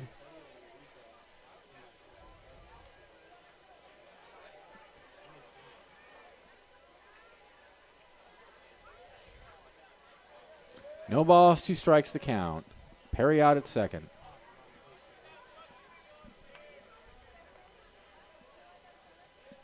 And the pitch. Swing and a miss, got him.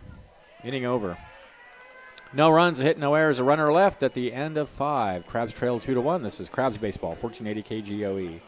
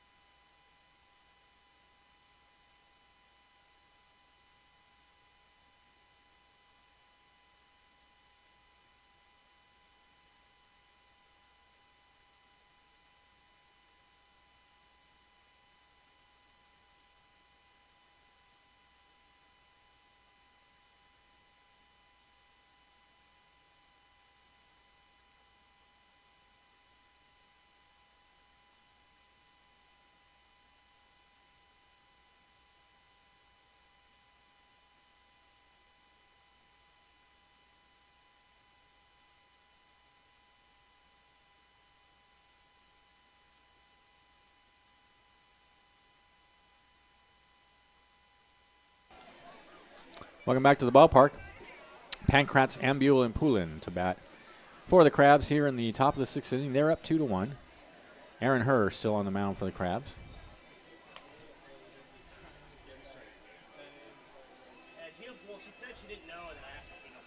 Dusk falling at the ballpark. I don't know what the hell. I mean, she's also running around being a roach. I'm not going to call her a bugger about it right now. Here's Pankratz. 0 for 1 with a walk and a strikeout. I don't want to go down there and just have Tyson yelling at me for like asking people to do the dugout. Let Hope have it. Let him do it. It's not worth it to me. Yeah. Here's the pitch. Fastball grounded over to first. Thurber will take it to the bag himself. 1 away. So here's Ambule. 1 for 2. Hit into a fielder's choice. And then singled and scored a run in the 4th inning.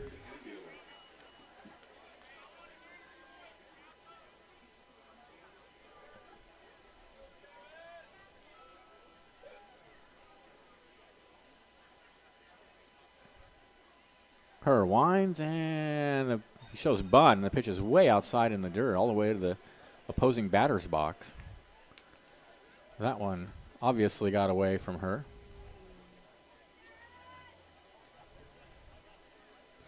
1-0 the count. Here's the pitch. Ground ball over to third base. Bobbled by Perry. Picks up and throws to first. Still in time to make the play. Nice job. 2 away.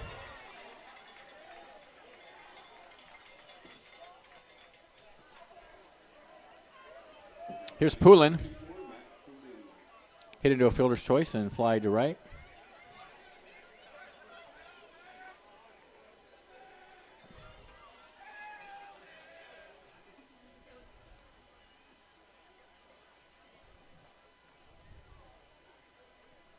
Two outs. Nobody on.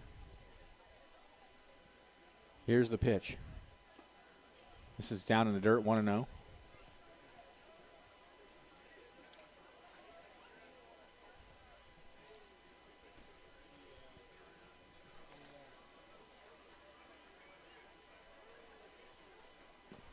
The 1-0. Fastball is hit high in the air to left field. Outman under it and has it for out number 3. So a quiet Sixth inning for the Rockhounds. They still lead 2-1. This is Crabs Baseball, 1480 KGOE.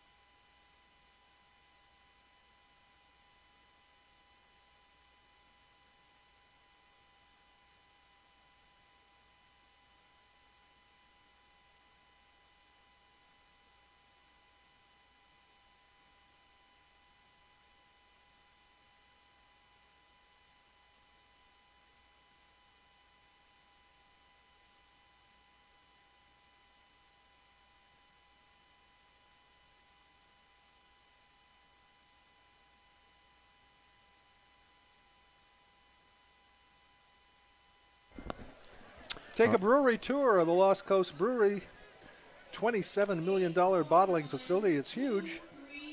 Your tour guide will take you through the whole process of brewing beer, from the grinding of the grain to the fomenting to the bottling. And afterwards, taste the beer and check out the Lost Coast Brewery Gear Shop, where you will find T-shirts, sweatshirts, hats, bottle openers, stickers, and such. That's 1600 Sunset Boulevard in Eureka. Lost Coast Brewery tours Friday through Sunday, 12, 1, 2, 3, and 4 p.m. All right, here we go. Bottom of the sixth. We got a humdinger goal. We sure do. It'll be Denholm, Thurber, and Bush, the bottom of the order for the Crabs, against Jake Fromson.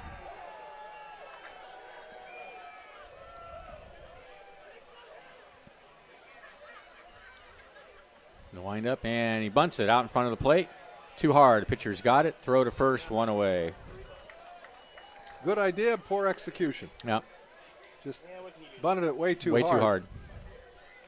So with one away, here's Thurber. 0 for 2. Struck out, fly to right.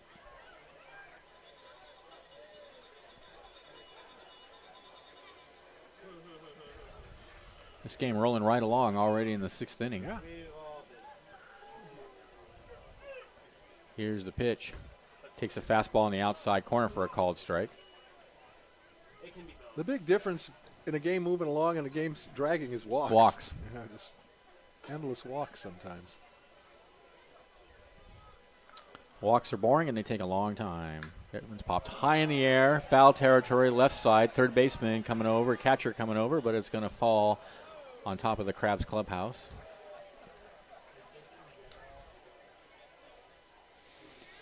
So 0-2 now, the count to Thurber. Fromson's pitched well. He's been ahead of the Crabs. Most batters he's gotten ahead of immediately. And as I was noting last night, the only guy who didn't, Moore didn't pitch well, but the Perman who came in relief pitched very well, and the Crabs only got runs in one inning last night. Well, Fromson's surely outshone his earned run average coming into this Absolutely. ballgame. Next pitch misses down low. It's 1-2. Of course, the Crabs are the kind of team that has that one explosive inning. It's true, yeah. That's how they've been scoring runs almost every game in the last about a month almost now. Here's the pitch. Misses down and away, 2-2.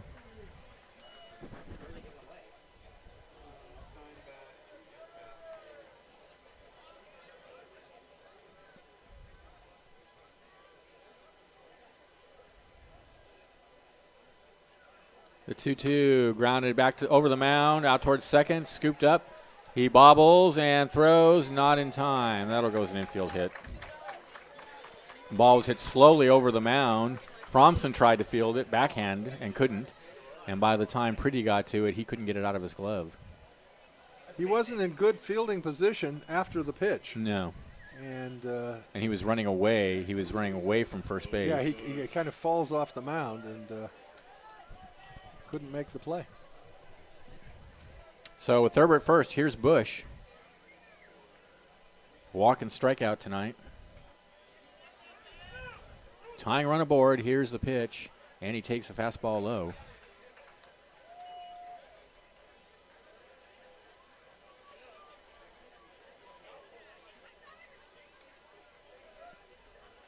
What's up, Sammy? Toss over to first, and the runner's I back. think they had gotten through them all. So. Okay. Okay, sounds great. Thank you. 1-0 the count. Thurber takes his lead. Here's the pitch. Fastball away, 2-0.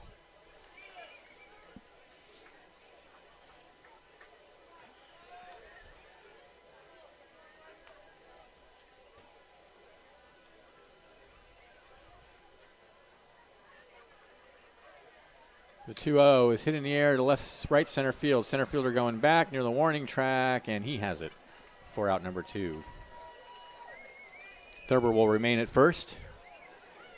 That'll bring David Hamilton to the bat. He's 1 for 3. Just a beautiful night falling at the ballpark. Kind of a chill in the air now.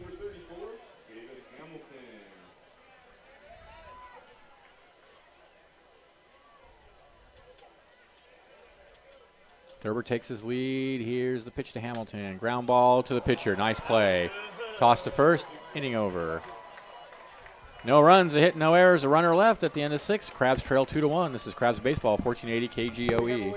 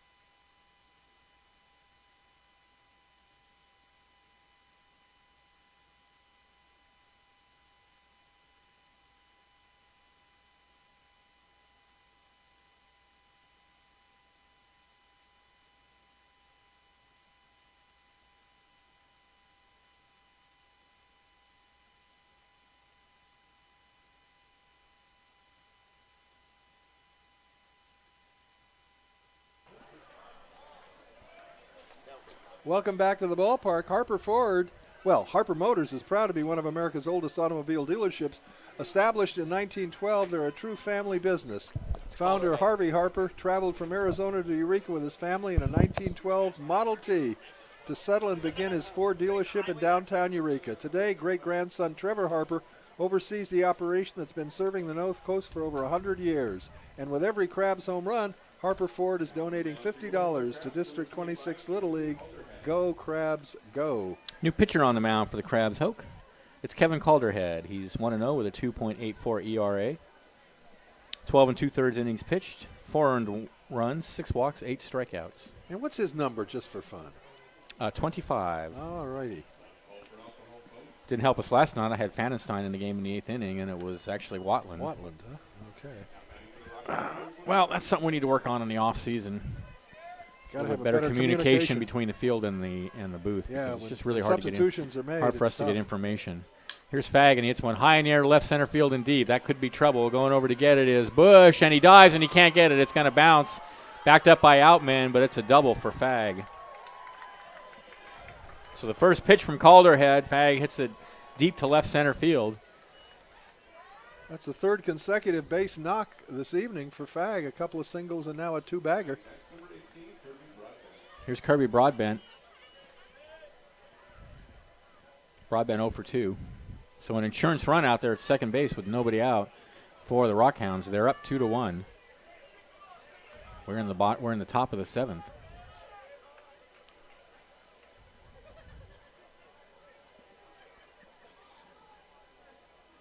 Here's the pitch, and he steps off and gestures towards second. There's nobody out there.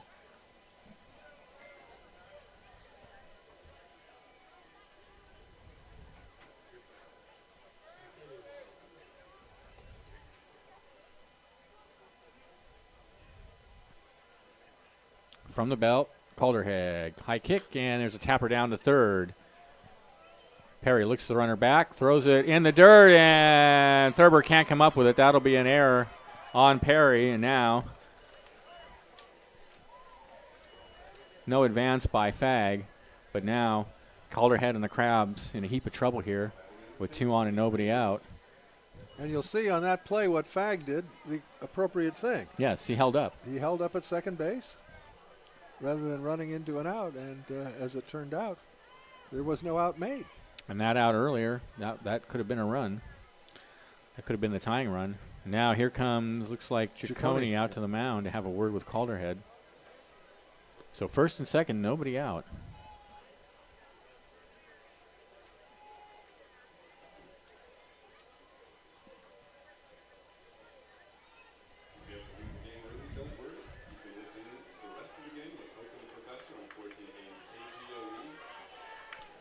So the whole entire infield. Yeah, I was going to say the entire Crab infield out there with Eric Ciccone talking with Kevin Calderhead. See him? They're over there. I can see him. They're all standing up now. And there's a guy who's always here at the ballpark rooting for the other team, too. That guy's always at the ballpark. I know he lives around here. I see him all the time. He's rooting for the other team. Look at him. Yeah. Look at that. Where's the bouncer? What is that? Get the bouncer. What do you mean you're out there rooting for the other team? Oh, my goodness. Unbelievable. Here's Gregory. He was twice a strikeout victim of Aaron Herr, getting his first look now at Calderhead. He's got a chance here against Calderhead. Fag at second, Broadbent at first. He's going to bunt, and he takes the pitch high. Both corner infielders. Now here I can see charging. where you'd bunt. Well, particularly you're the number 9 hitter. He's twice struck makes sense out. here. Yeah. We'll see if he's after it again. And he is, and the pitch is taken down low, 2-0. Perry is staying at third base, hoping to get a force-out throw. The first baseman, Thurber, is charging toward home plate.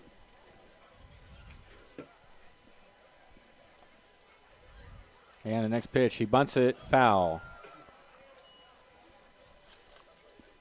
2-1 the count.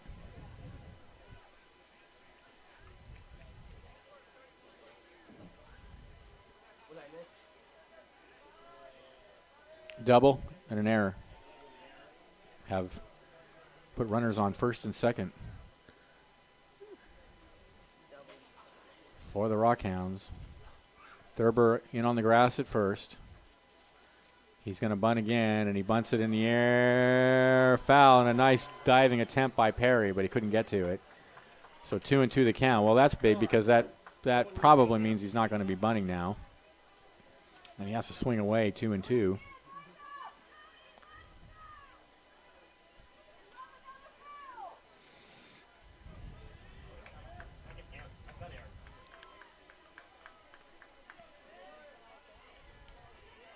All right, he looks down third for the sign. Calderhead. A long look in. Big spot here, 2-2 the count. And the pitch.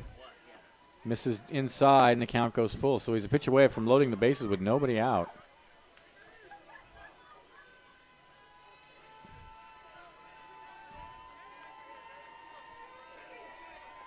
I think I've done Ragsdale, actually.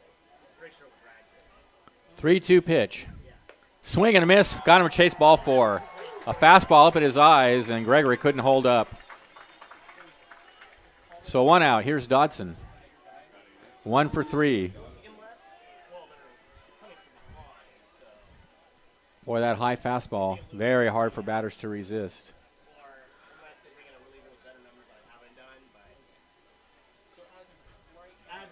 So Gregory strikes out for the 3rd time tonight. Here's Dodson. And the pitch. Slider catches the outside corner. Good pitch. 0-1.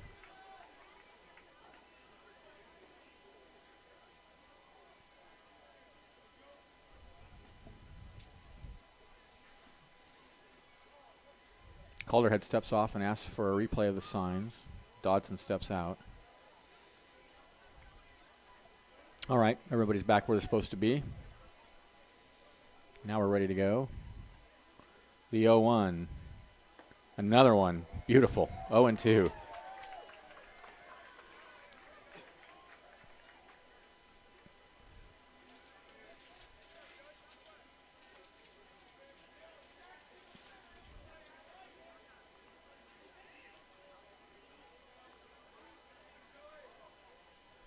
The 0-2. Fastball misses high. So a ball and 2 strikes now to Dodson with runners on first and second, 1 out. We're in the top of the 7th inning. The Rockhounds leading at 2-1. A dandy of a ball game here at the Arcata Ballpark. We've seen a lot of good games the last couple weeks. We've seen some exciting baseball out here. And if you haven't been out to join us, time is running out. We only have a few more weeks. Every year in October, people come to me and say, are the Crabs still playing? 1-2.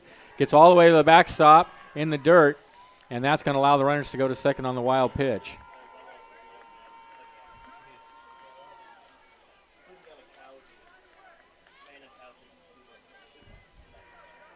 Second and third now with 1 out, and that's a big one because now the Crabs are going to have to bring the infield all the way in on the grass. And that also means that there's no chance for the double play.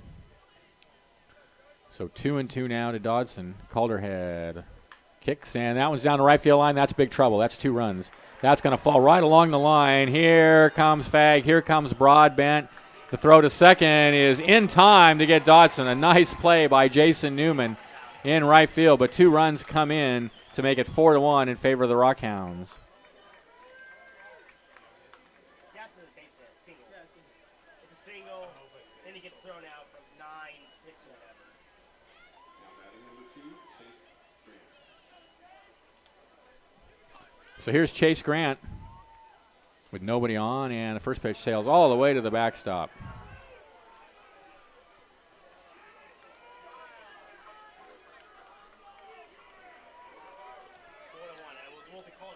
So the error proves costly here in the 7th inning as 2 runs come in.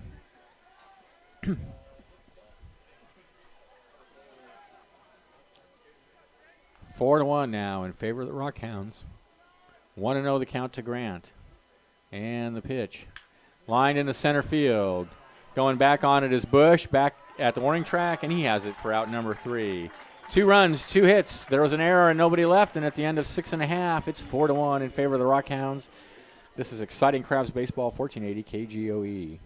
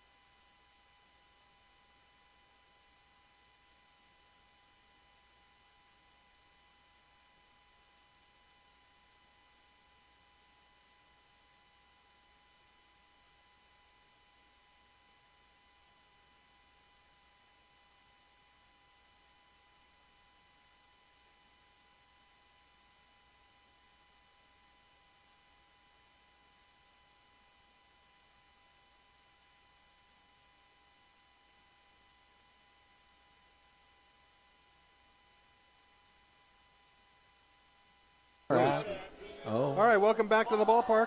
7th inning stretch here at the Arcata Ballpark. Singing that ever popular "Take Me Out to the Ball Game."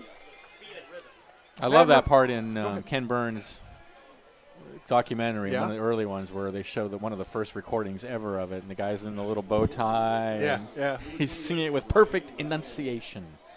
Well, hey, Humboldt Harmoniers do that. That's what they at do. the start of Opening day season every for us. year. Yep. Ryan Reynolds to lead it off for the Crabs. Down 4-1.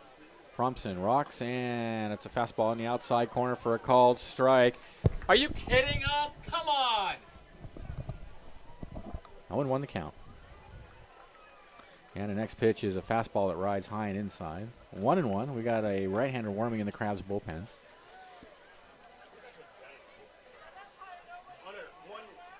The 1-1 swing and a miss. 1-2.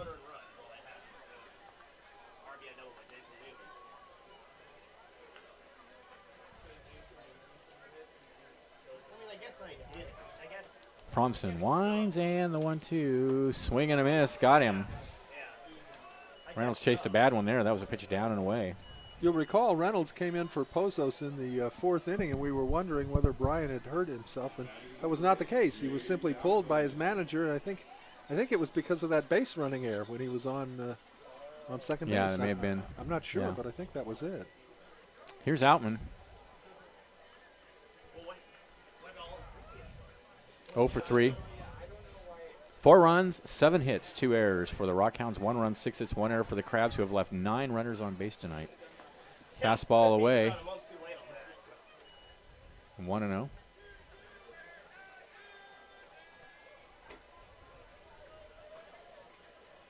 The 1-0, swing and a miss. A ball and a strike to count.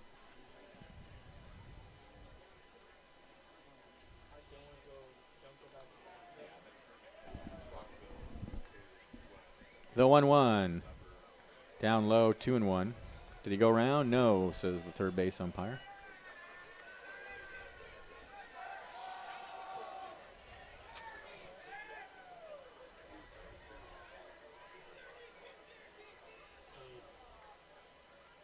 Two 2-1 pitch.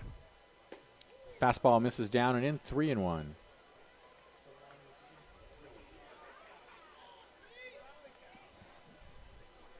That pitcher in the bullpen for the Rockhounds has thrown most of the game out there. He's pitched 3 or 4 innings just in the bullpen, and he's been out there a while.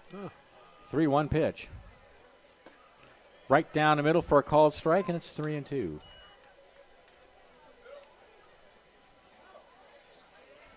One out, nobody on for Outman.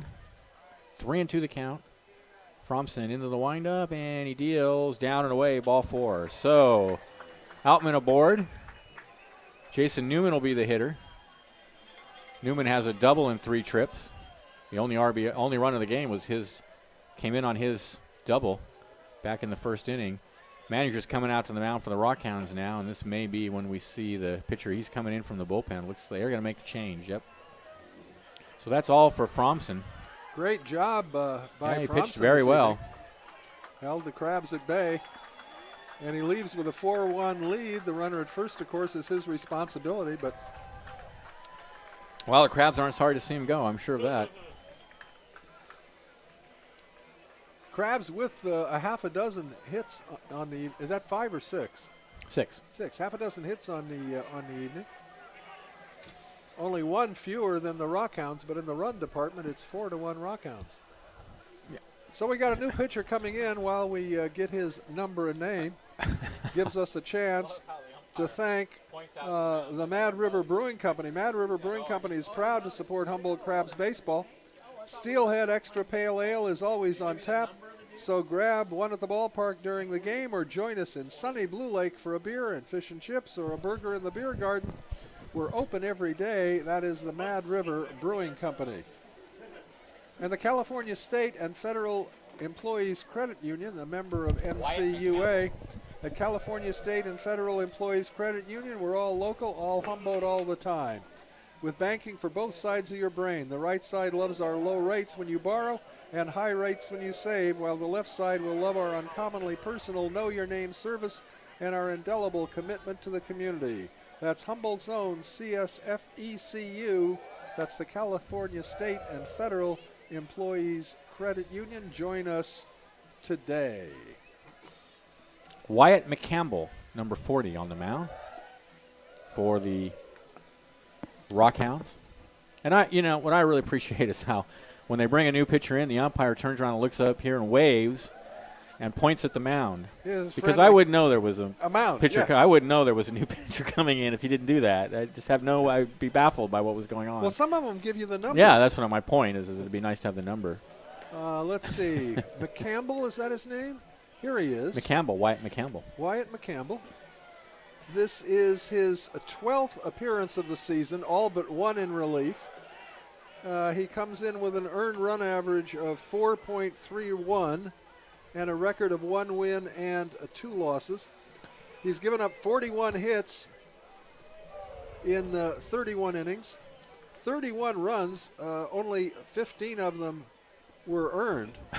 Wow, really? But, their defense has not been their best quality no. that we've seen, so that's consistent with that. Okay. Well, he's got a 4-1 lead, and Alvin over at first, though.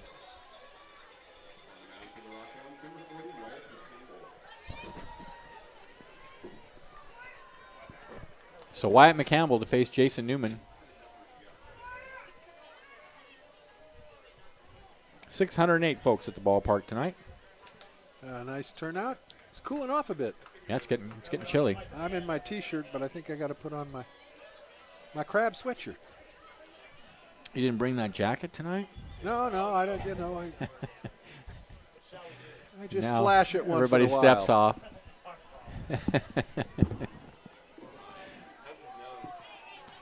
Hoke has the coolest Crabs jacket ever. It's the only one I've ever seen like it. There aren't any more. They're gone forever. And Hoke has the only one. Runners going. The pitch is taken for a ball. The throw down the second is not in time. Outman steals second. That is number 7 out of 10 tries for Outman.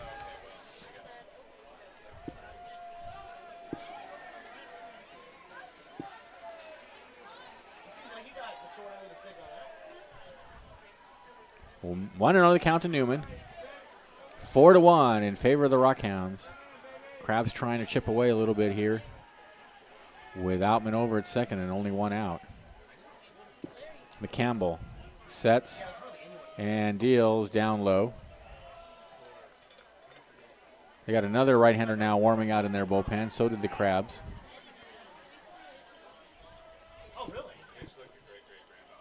Tomorrow, 12:30, these same teams will meet again. Going to be a lovely day for baseball tomorrow, Hoke. Benjamin, Yes, sir. every day is a lovely That's day right. for baseball. 2-0 the count. And he bounces that one all the way to the backstop, and Outman's going to go to third.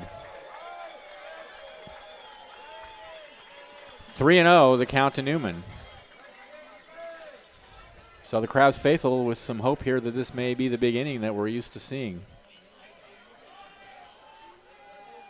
Well, you got the Crabs leading home run hitter in the on-deck area. And if Newman indeed draws the walk, he would be the tying run. That's right. So here we go, 3-0 to Newman. Outman over at third.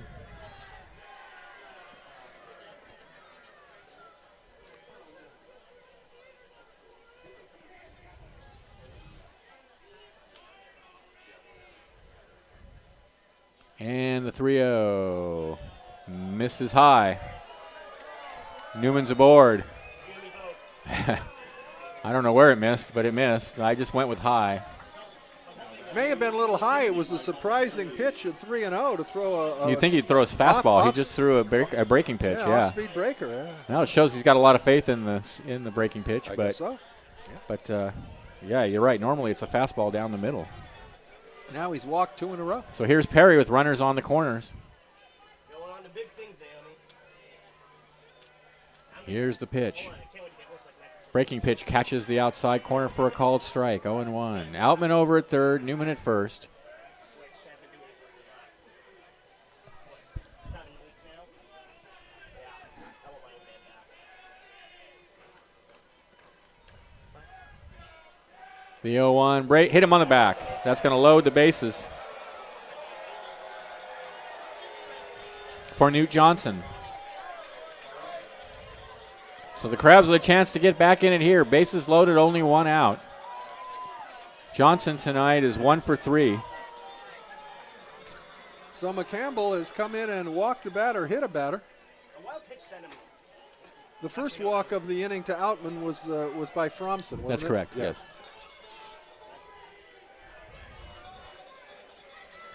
So surely not what the manager had in mind. Crabs, a big rally opportunity here, and they don't have a base hit yet. No, they don't. 2 walks and a hit batter have loaded them up. But here's Johnson.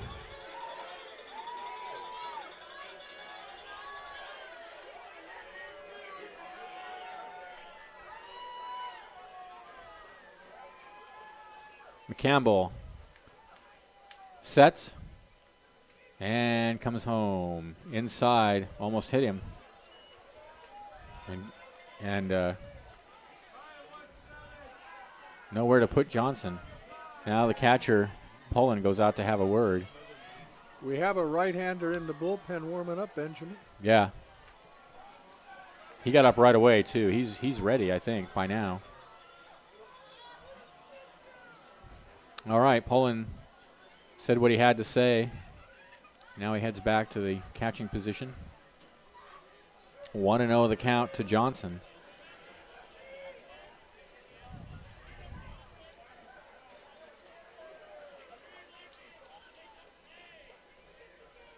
Glance to first. He sets. The 1-0. In there for a called strike. Nice pitch. Breaking pitch. 1-1.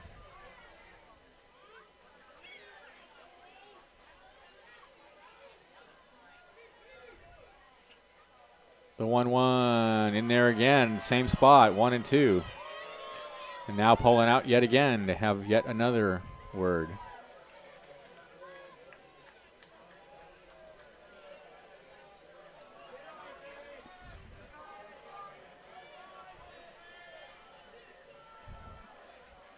One and two the count. Outman at third, Newman at second, Perry at first. Krabs trailing by 3.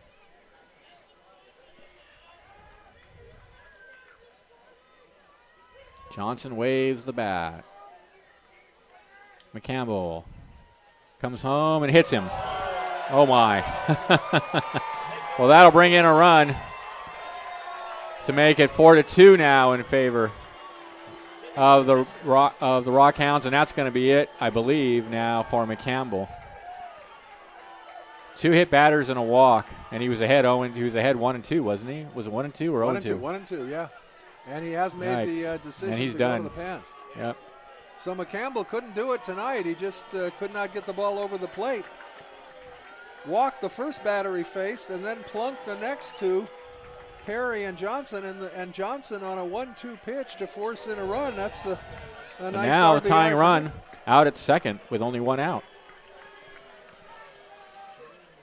So we got a new pitcher coming into the ball game, and we'll see if we can get a name and a number on the young man.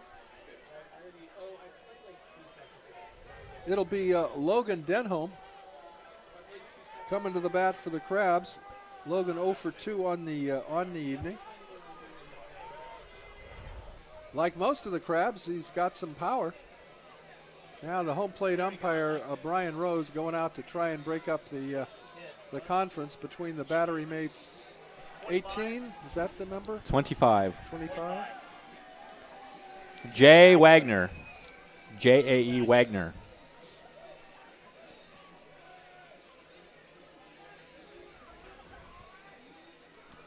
Wagner, a right-hander.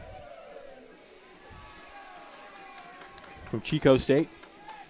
5'10", 220-pounder. Plays his college ball at Chico State. Comes in 3/4, almost sidearm, not quite.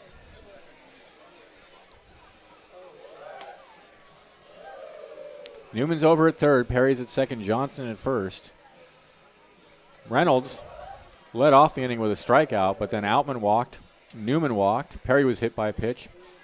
And Johnson was hit by a pitch. So now with the score 4-2, the Krabs have the bases loaded and only 1 out. Wagner, one of their premier relief pitchers. This is his 13th outing this season. His record is 2 wins and no losses. He has 1 save and a fine earned run average of 2.08. So they're definitely bringing in one of their top relievers to try and hold on to this lead in the 7th inning with the bases loaded, full of Krabs, full of crustaceans, and only 1 out for Logan Denholm. All right, here we go. Wagner's ready. Denholm's ready. Runners take their leads. First baseman in on the grass.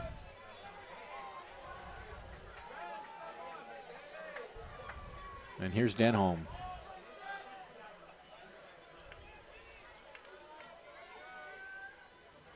Wagner from the set. Here's the pitch. Way outside, 1-0. Now the catcher out to have a word. This is the most loquacious catcher.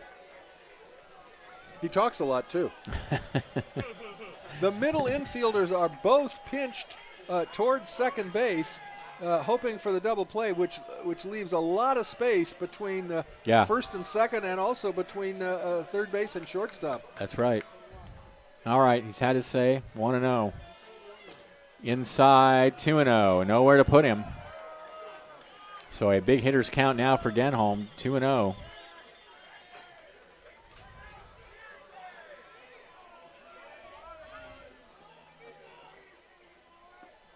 That one's in there with a fastball at the knees. 2-1 the count.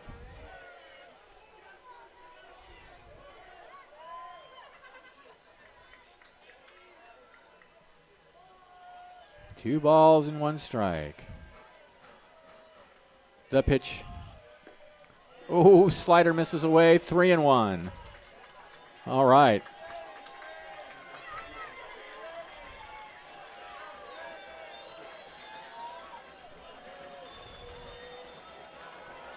Here we go. Big pitch in the game. 3-1 to Denholm, and he foul tips it up against the backstop. So the count goes full. That one may have struck home plate umpire Brian No, I think it Rose. did. Yeah, he looks like he is in a little bit of pain. I think hope he didn't get hit in the face. We had an umpire get hit in the face a couple days ago. Well, I think he's okay. Or in the mask, yeah. But even though he got hit in the mask, I forget which umpire it was last week. He was wearing his mask when he got hit, and his face still swelled way up. Oh, yeah. It was that could awful, be jarring. Yeah. All right. 3-2 the count. And the fans really getting into it now, begging for a hit from Denholm. And a 3-2. Little looper out to second base. Should be two. He shovels to second for one. Back to first. It's a 4-6-3 double play to end the inning. Oh, well.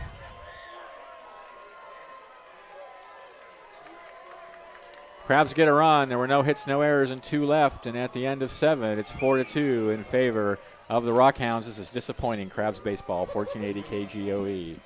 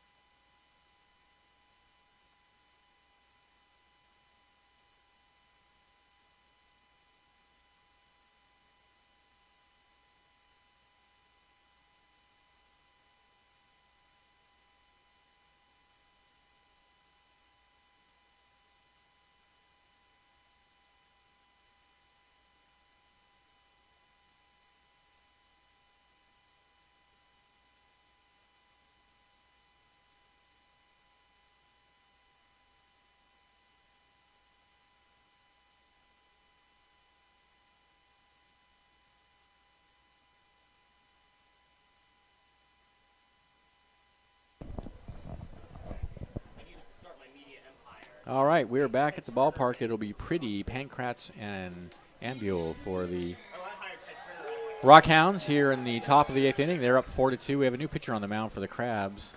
I don't know if this is Petito or Gomez. Always hard to tell because they're both sidearm pitchers. And, of course, 20 is, I think it's Gomez. 20, it's Gomez. So Gomez in relief of Calderhead.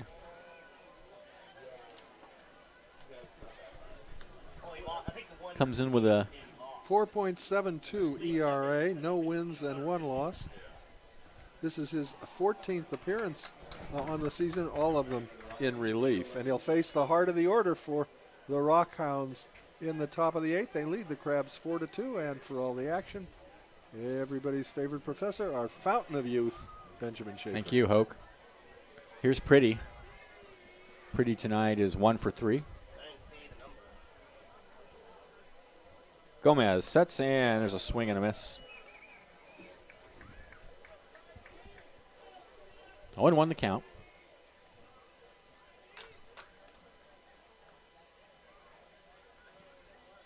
And the next pitch is in there at the knees on the inside corner. Good pitch. It's quickly 0-2.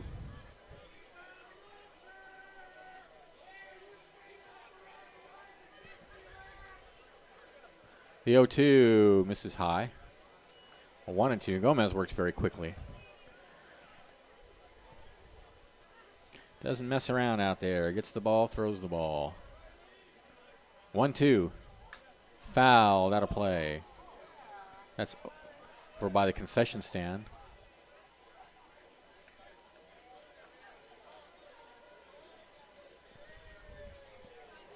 One ball, 2 strikes the count.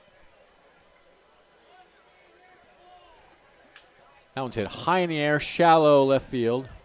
Altman coming in on it. He's calling. He's lost it entirely. In fact, it wasn't in shallow. It was way over his head by about 20 feet. And on his way to third now is Pretty. Here's the throw to third, and that is a pop triple for Pretty.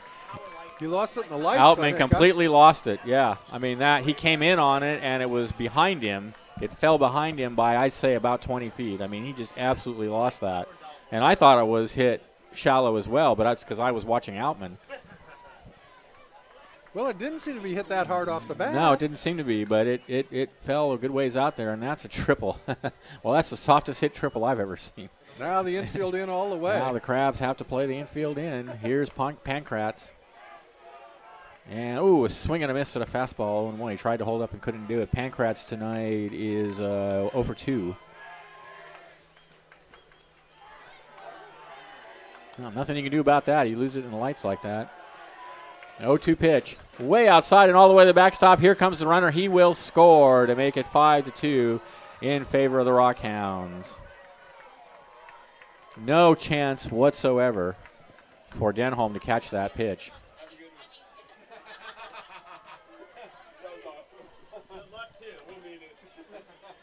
Well, they always talk about the shutdown inning, and we did not get the That's shutdown not this. inning here. No. More like a shot down inning. The Crabs. Yeah. Here's the pitch. Fastball on the inside corner for a ball. Fastball right over the plate for a ball. 2-1 the count. That describes the strike zone tonight completely. And the pitch. Fouled out of play. 2 balls, 2 strikes.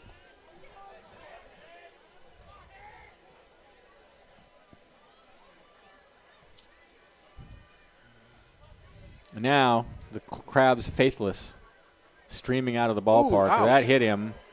Did it hit him on the elbow? Yes, it did. He's going to trot down to first. So Pankratz aboard. Look at him leaving. Look at him. Yeah, we don't need you. Boy, it's been dodgeball here at the park tonight. Yeah, it We've has. had a lot of batters plunked.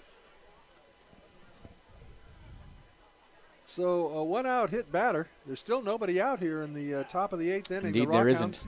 have recaptured the run that they surrendered in the Crabs 7th inning, and it's now a 5-2 lead for the Rockhounds. And here's Ambule. He's 1 for 3, I think. 1 for 3? 1 for 3. Pankratz over at first. Crabs have left 11 runners on base tonight. Wow.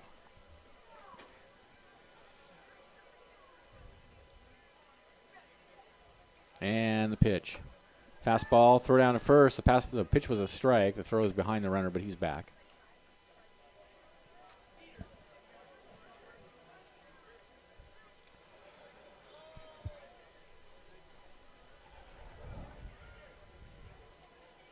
Oh, and 1 the count. And the next pitch is bunted down towards first. Too hard. That's going to, well, I guess it was a sacrifice anyway, so it's okay. Thurber will take it to the bag himself. So it's a 3 unassisted sacrifice bunt. Pankratz goes to second. And Poulin will be the hitter. 0 for 3.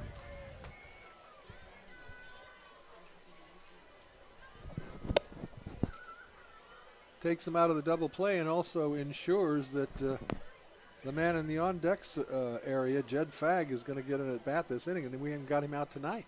That's right. Pankratz takes his lead. Gomez gets the sign and sets. And deals. Fastball just high. 1-0.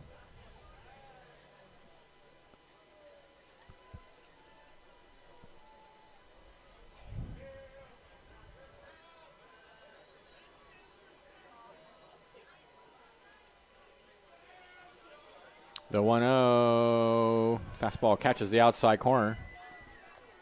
1-1 count.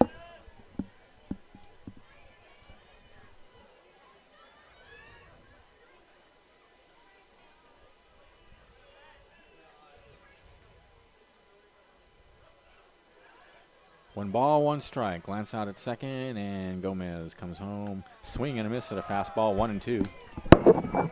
Yes.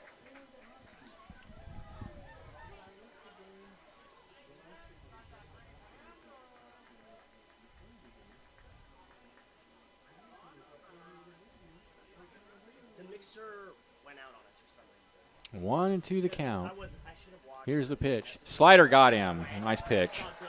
2 away. So here's Fag, as Hoke pointed out. He's 3 for 3 with a double and an RBI.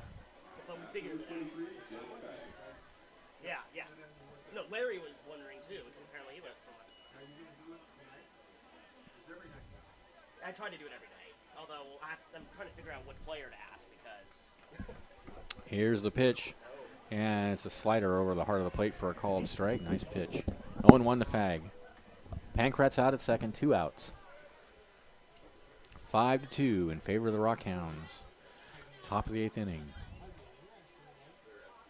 Here's the 0-1. Swing and a miss. 0-2.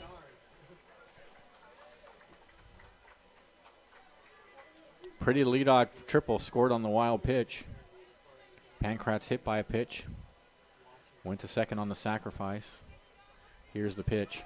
Slider misses just outside. So a ball and 2 strikes.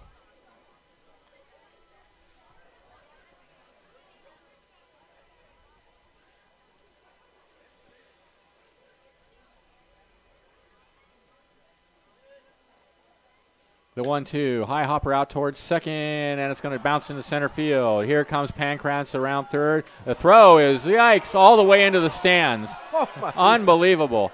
He threw, Logan Bush threw that ball all the way over the backstop and into the seats. Well, we said he's got a golden arm. That one got away from him. Yikes. That's about as errant a throw as you would hope to see. Oh, my goodness gracious. I don't think I've ever seen that. So Gomez becomes the 3rd Crab pitcher unable to get Jed Fag out tonight. That's his 4th base hit of the ball That's game. his 4th hit. And here comes, looks like, is this Giacone or is this, I think it's It's a Giacone. 6-2 score now. Yikes. So credit Fag with an RBI. And an error on Bush, allowing Fag to get to second base on that throw. Well, you know, every once in a while a ball gets away from you. That one really got away from him. That just sailed way over the backstop. Well, we tell the fans bring a glove. Could have gotten in the action on that one. All right, here's Broadbent with the score 6-2 now and another run in scoring position.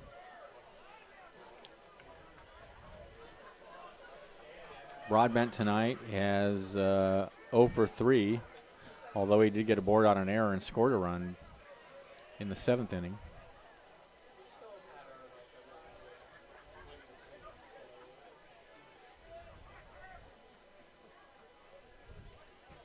I think all these people leaving should be stripped of their Crabs gear that they're wearing. Pass ball misses away. I want to know, there's a guy leaving with a Crab sweatshirt and a cap, and I'm like, you do not deserve to wear the Crab. Careful, they could blue. go. They could go to the car and be listening to you. If you left Your early, I'm tires sorry. your tires could be slashed as you. 1-0 the count. Benjamin has that green. Here's the 1-0 in there for a called strike. 1-1.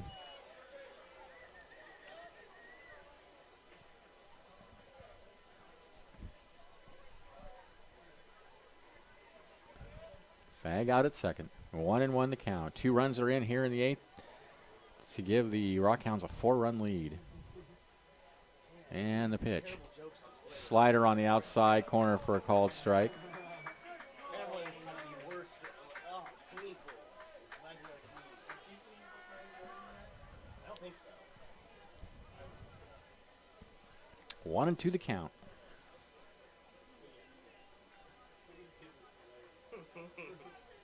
Here's the pitch.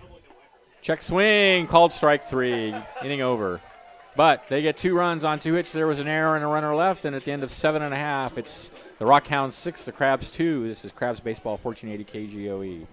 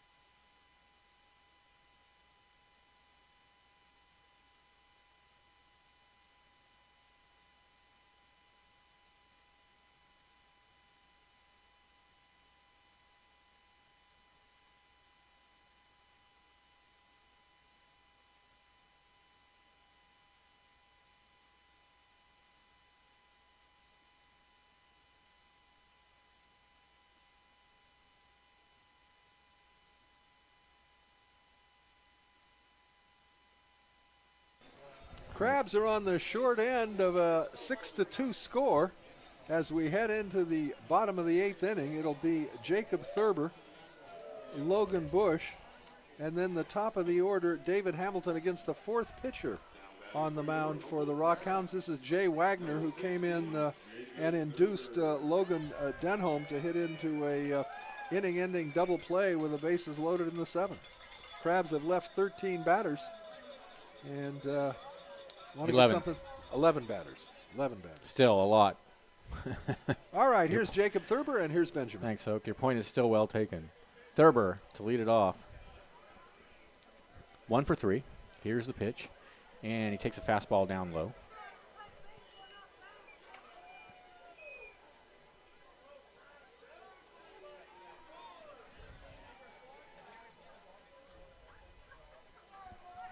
The Crabs line up and their power.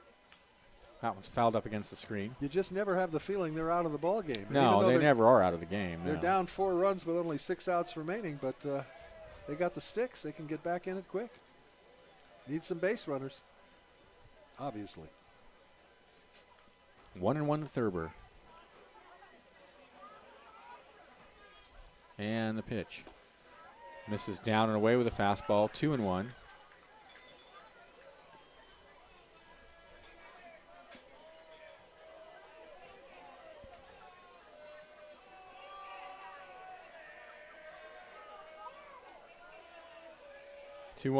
Swing and a miss. A big cut from Thurber there, and it's 2-2.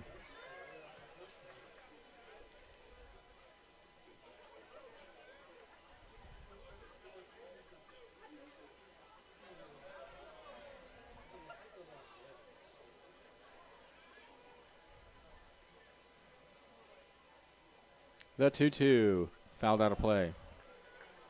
Good pitch in on the hands.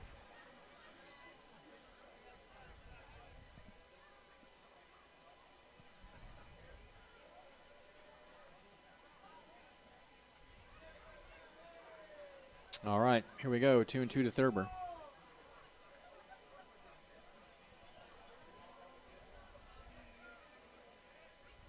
Wagner sets and deals. Down and away, 3-2.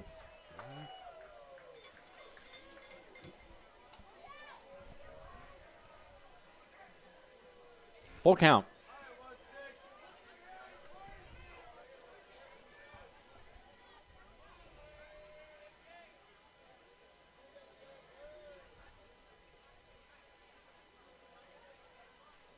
Here's the pitch. Ground ball over to first. Broadbent has it. He'll take it to the bag himself. 1 away. Logan Bush will be the hitter. 0 for 2. I don't want to belabor the obvious. Clearly, a team is going to score more runs when they get the leadoff batter aboard. The Crabs have not had a leadoff base hit all night. Even though they've left 11 men, they've done it with 1 out, Yeah. 2 outs. Here's Bush. And the first pitch is way inside, almost hits him. Were the Crabs ahead 6-2 rather than behind 6-2, it'd be easier to have a chuckle with Logan Bush about that wild throw. He's had so many pinpoint great throws this season, but that one really got away. But when you're down 4 runs, not a laughing matter. 1-0, misses outside, 2-0. It just looked like it from this angle, because he was facing us when he threw it. It just left, as soon as it left his hand, I thought, that's going to go way over the backstop. I mean, it just looked like he just launched it. Yeah. 2-0 pitch. 3-0.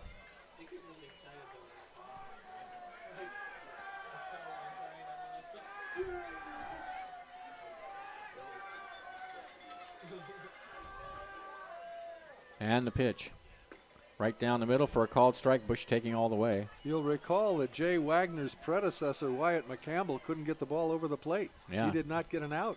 He walked a batter and hit 2 before he was removed. Yeah.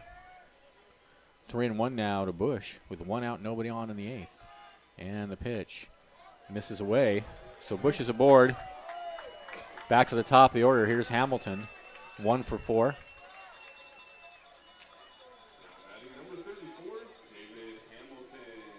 You know, they don't do game-winning RBIs anymore, but were that statistic still around, David Hamilton would certainly be the top of the heap in that department. I mean, his have been walk-offs. Yeah. No doubt that they were game-winning RBIs.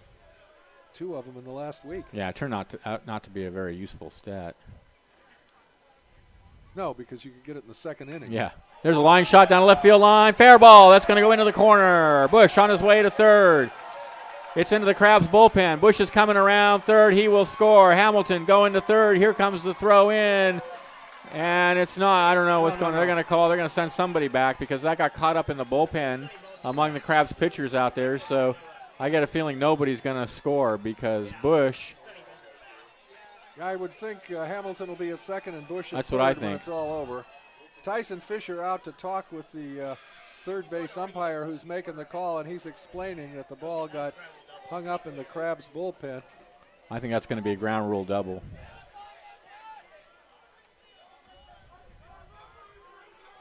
Just inside the line. An opposite field double for Hamilton.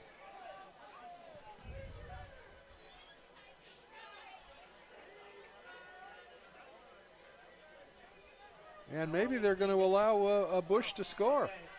I guess they are. No, they're pointing toward third base. No, Bush is he's going going to back. third. So you're right. A ground rule double is the ruling, and I don't think there's crowd doesn't like it, but I think that's the correct call. I don't think Tyson liked it either. All right, here's Reynolds, second and third, 1 out.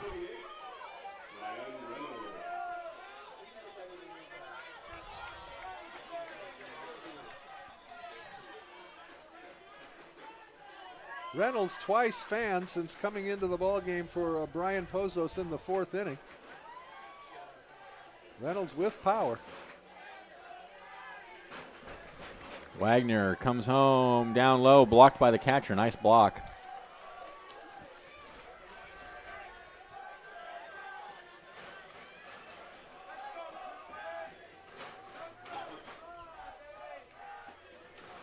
One another count. Here's the 1-0. Swing and a miss, a big cut by Reynolds. It's 1-1.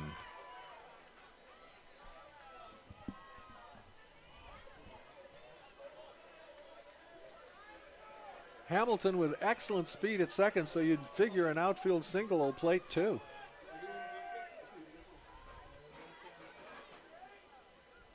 The 1-1. Oh, he takes that, I guess, low. 2-1. Yikes.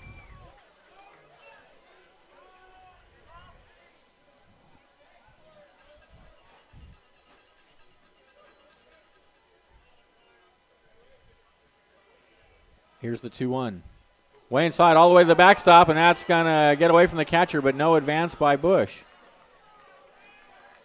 Well, you never know how the ball's going to advance, how the ball's going to Yeah, bounce. that one, it did happen to just kick right up, straight up along the fence. But Bush fairly wisely held because they're down 6-2. They need a lot more than that They need run. more than Don't one wanna- run. Don't want to take a chance. At any rate, though, the count now 3-1 to Reynolds, and that's the good news. Dormant is the bullpen, but Not now. Now there's a guy someone's headed down there. hustling down to the Rockhounds bullpen. 3-1 the count to Reynolds. Hamilton at second, Bush at third. Here's the pitch. Ball 4. Bases are FOC, full of crustaceans. And the tying run coming to the plate in the form of James Outman. all right. Here we go. They may not win it, but they always make it interesting, the Crabs. Bases loaded.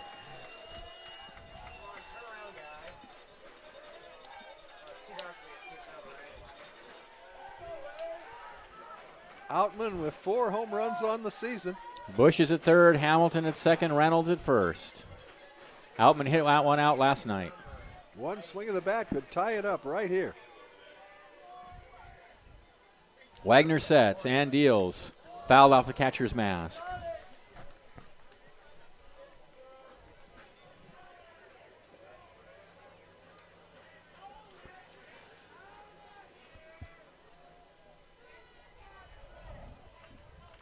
All right, here we go. 0-1 to Outman.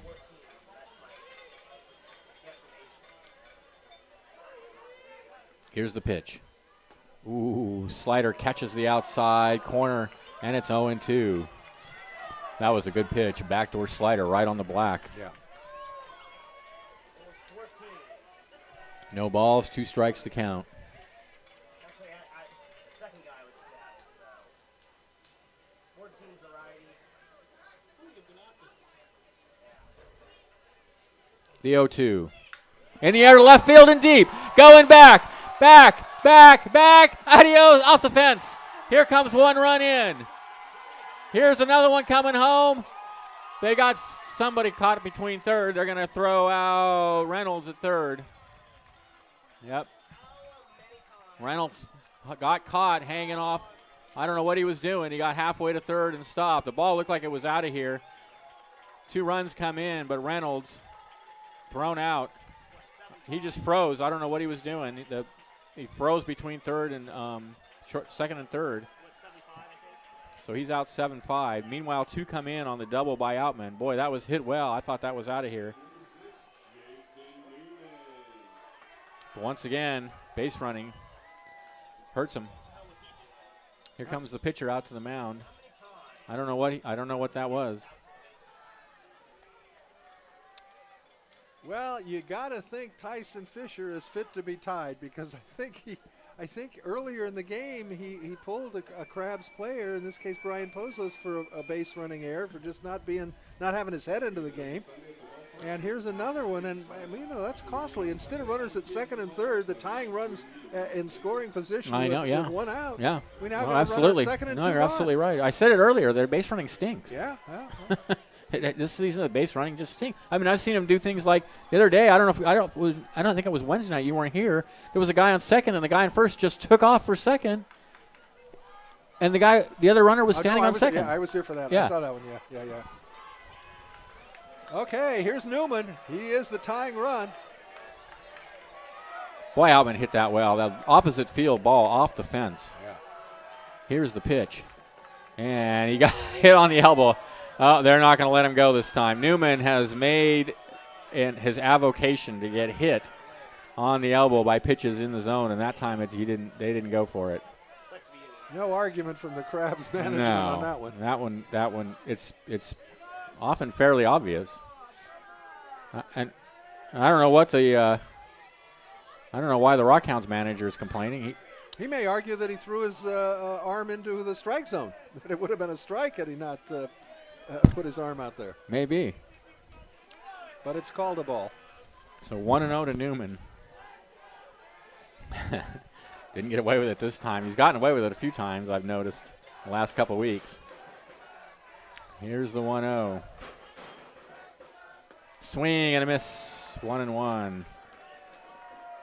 He wanted to hold up and couldn't do it. Outman out at second, 2 outs.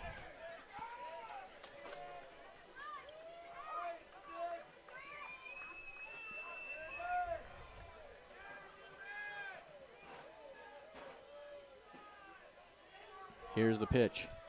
Fouled up against the backstop, 1-2. Yeah, I got to tell you, when Outman hit the ball, I thought we had a tie game. I thought we did too. Well, it hit the fence about, what, halfway up. Halfway up. I mean, it was a good clunk, good hit.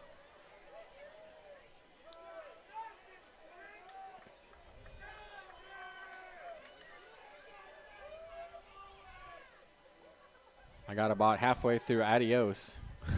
Yeah. When it hit the Adios. fence. Adios. The 1-2. Misses high, 2-2.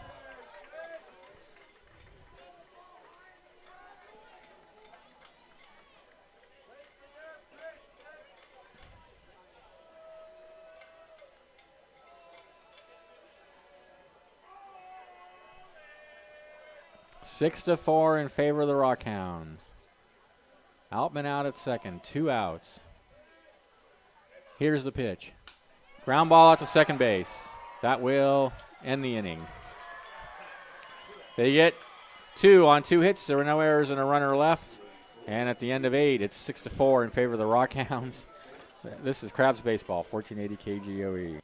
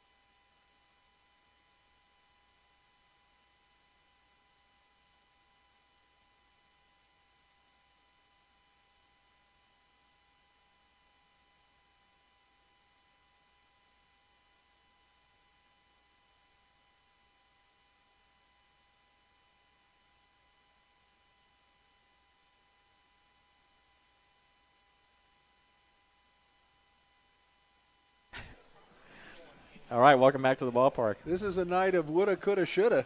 Absolutely. A lot of Crab base runners have been left stranded, a dozen to be sure. And in addition to that, we've had base runners thrown out in base running mistakes. No other way to say it, boneheaded base running. And, Yep. it's costly. Yep. So the Crabs go into the top of the 9th inning, trailing 6 to 4. Jacob Gomez out for his second inning of work. It'll be Gregory,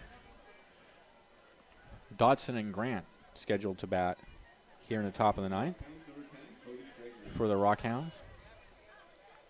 Gregory has struck out 3 times tonight. That's the hat trick. What is it if you strike out 4 times? Silver sombrero? Is I think that it's what the they call it? golden sombrero. Golden sombrero.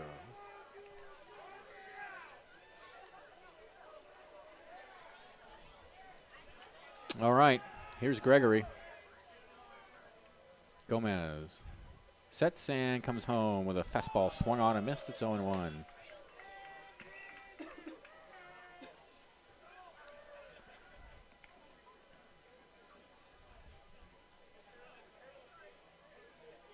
The 0-1 swung on and missed. 0-2.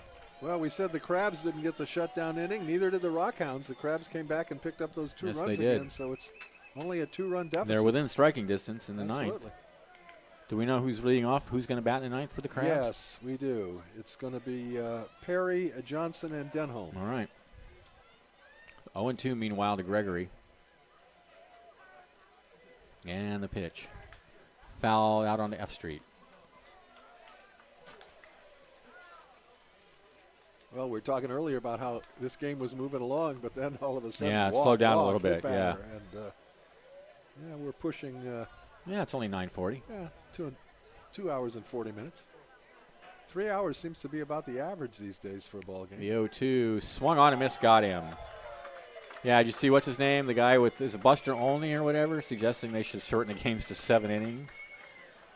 Oh, so that's the worst. That is the worst idea I've ever heard. Isn't that Are ridiculous? you serious? Yeah. Oh my! Buster Olney said that. I think it was Buster Olney, one of those guys. And that's why, like, some of the answers people gave. Yeah, come on. People need to work on their attention span. Yeah. That's my answer. Here's Dodson. 2 for 4. Takes a fastball down and away.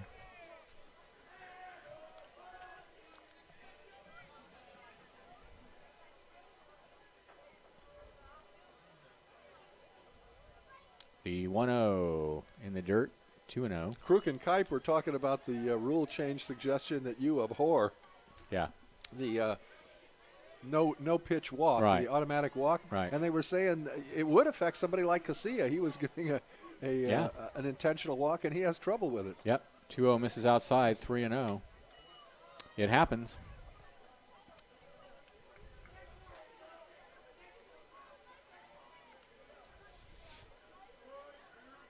Three and 0 the count. 1 out, nobody on. We're in the top of the 9th inning. 6-4 in favor of the Rockhounds. Here's the pitch. Called in there for a called strike at the knees. Nice pitch. 3-1. Another exciting ball game at the Arcata Ballpark. More is surely to follow tomorrow at 12:30. 3-1 the count. And the pitch. Right back off the mound and out towards center field. Picked up by Hamilton. Throw to first is not in time. A nice try. That'll go as an infield hit. He gets the balls I can't believe. I know. Well, you wouldn't have believed the one he got to on Wednesday night. Yeah. Yeah. I mean, it was in the hole. It was so deep in. It was in left field when he got it, and the throw was incredible. I mean, he's a very agile shortstop. So Dodson aboard with 1 out. Here's Grant, the center fielder, 0 for 4. He's flied out to center field 4 times tonight. And the first pitch is a slider down low.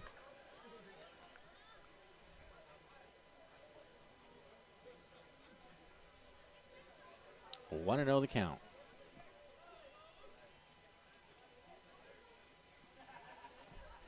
Gomez steps off.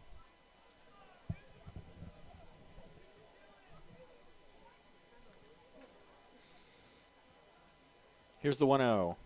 Fastball misses away, 2-0.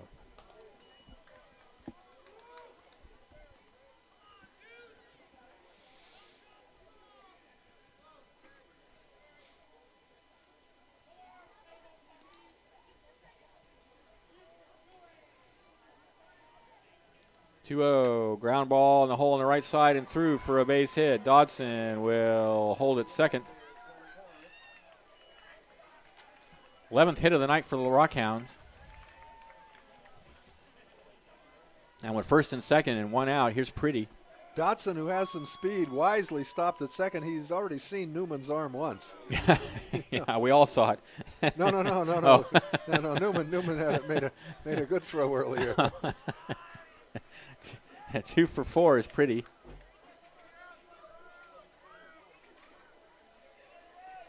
All right, first and second, 1 out. Rockhounds trying to put the game out of reach here in the top of the 9th. Here's the pitch. Hit down the right field line. It's going to drift foul into the picnic area. Well, we had slightly over 600 fans at one point. I would guess we got about half that now. Yeah. Maybe a third. Yep.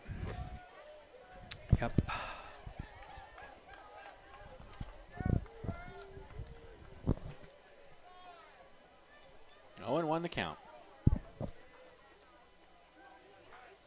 And the pitch. Check swing, and he fouls it over towards the Rockhounds dugout.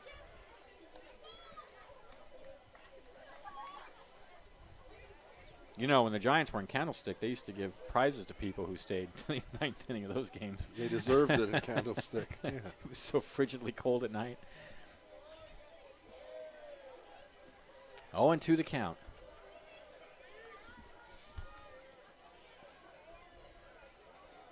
And the pitch. Popped high in the air, back at home plate. It's going to drift into the seats and out of play.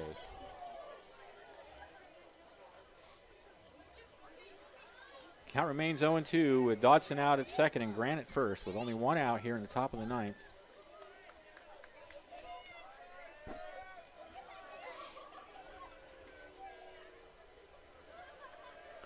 Gomez sets.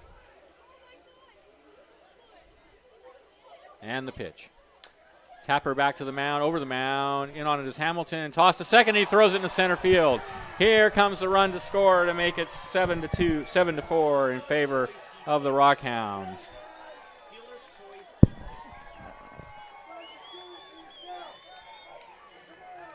I think it's on the throw rather than the catch. Absolutely. Hamilton. Yeah, Hamilton tried to throw behind him.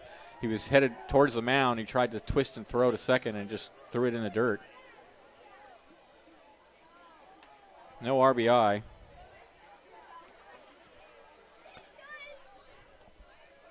Here's Pankratz, and he bunts it foul towards third. Well, that hurt.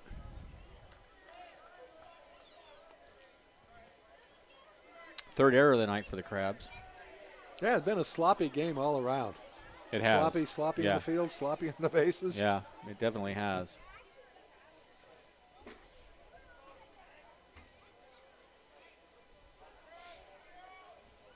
Granite second, Pretty at first.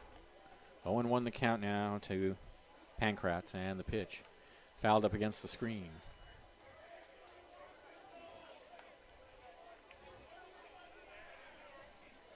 A few more fans giving up the ghost after that insurance run came in.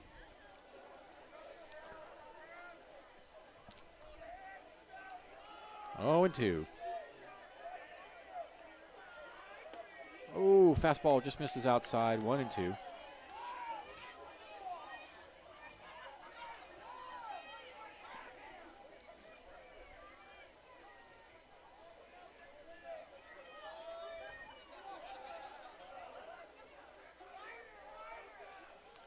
Ball and 2 strikes to count. In the air to left field. Outman coming in on it.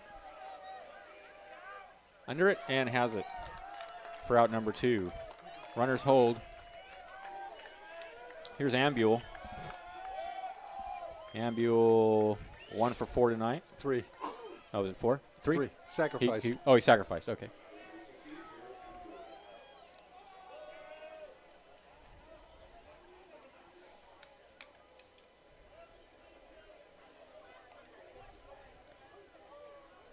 And now here comes Tyson Fisher out to the mound. Is he going to make a change? Well, they Usually got a if it's right-hander. Tyson, they're making a change. Yeah.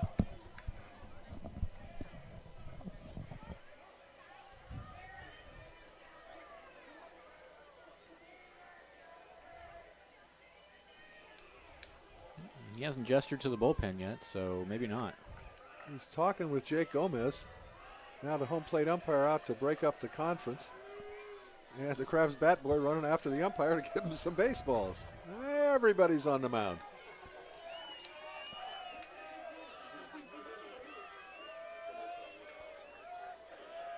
The umpire's out. All right, Now they're they're going not going to make up. a change. I think it's something like, I don't know if it's true at this level, but in the big leagues now, I think it's like a 30-second rule. When a manager goes out to the mound, 30 seconds is what he's got, and then time to play ball again. I mean, how much do you really need to say when you go out there? Should be able to say it in 30 seconds, I would think so. We're in a Twitter generation. Yeah. Really? 140 characters. Here's the pitch. Fastball in there for a called strike. It's 0-1. Grant at second, Pretty at first. A run has come in here in the top of the 9th to make it 7-4 in favor of the Rockhounds.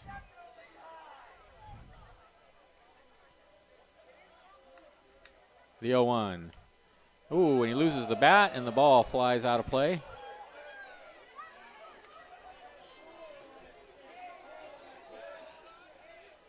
Oh, and 2 to count. Threw the bat up against the screen here by the Crabs dugout. Well, he's one of the players who chooses not to use a batting glove. Yeah. Right? Skin That's to true, the bat. yeah, you're right, yeah. No balls, 2 strikes to count. And the pitch. Liner right at first base. That'll end the inning. But they get a run. On 2 hits, there was an error and 2 left, and at the end of 8.5, it's 7-4 in favor of the Rockhounds. Stay tuned. Bottom of the 9th coming up. Crabs need 3. This is Crabs Baseball, 1480 KGOE.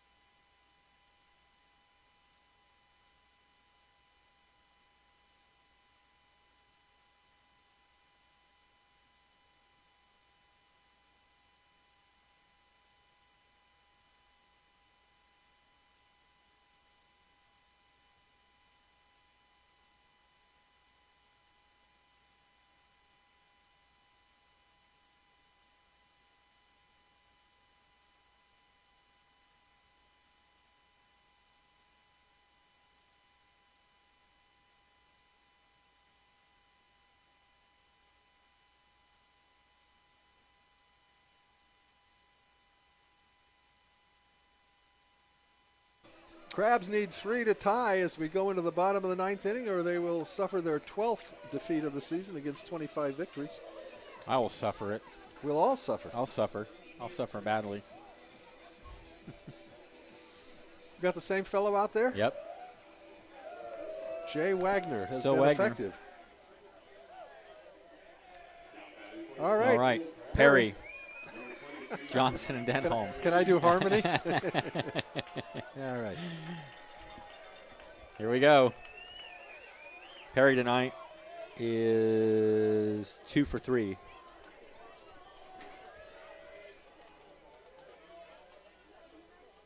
Wagner. Perry bunts, shows bunt, takes a strike on the inside corner. I got Perry as 1 for 3.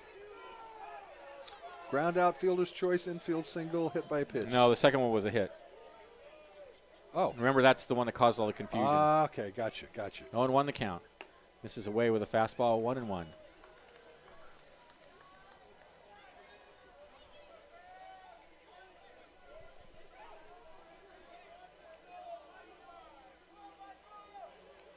Low 1-1, misses away, 2-1.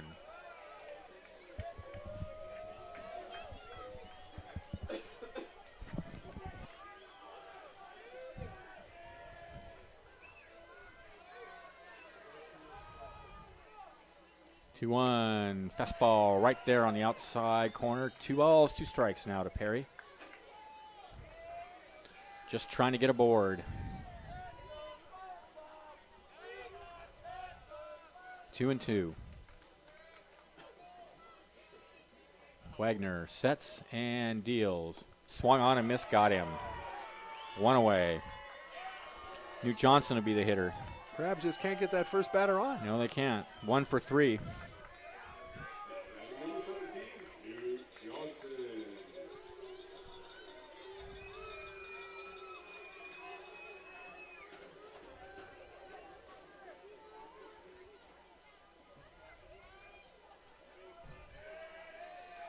Here's the pitch. Slider away, 1-0.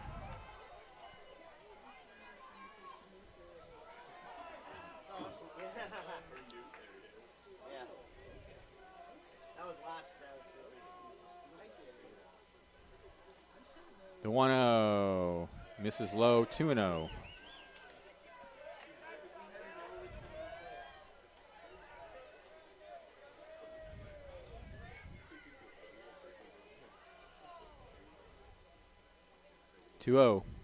Ground ball slowly out to short. Dodson has it, throws way high and into the dugout. Or off the dugout fence. That'll be an error. Yikes, we have seen some crazy throws tonight. That is the 7th error of the ball game. 6th error of the ball game. Looked like Brandon Crawford last night with the Giants. No, I didn't see it. Did he make a big error last night? 3 errors. Ooh. He had made only 5 errors Oh, all yeah, season. yeah. 3 last night. 1 cost him the game.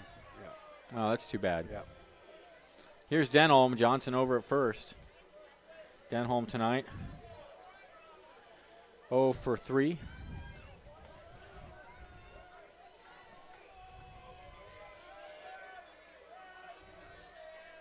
Wagner sets and comes home with a slider on the inside corner. Good pitch. 0-1.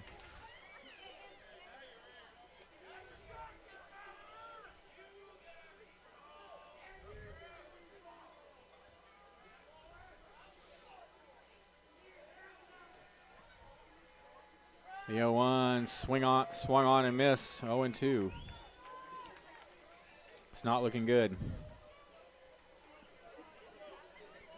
1 out. Johnson at first. 0-2 to Denholm.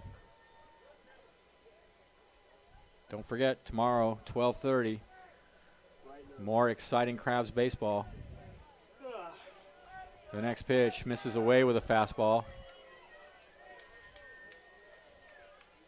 1-2.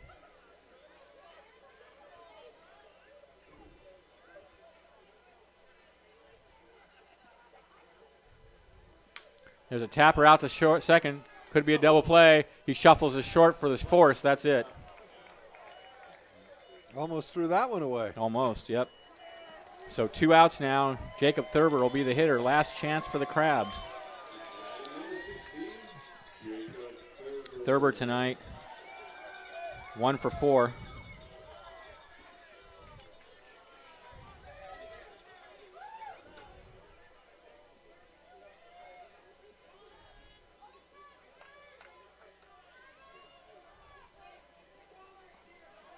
Wagner comes home with a fastball just low.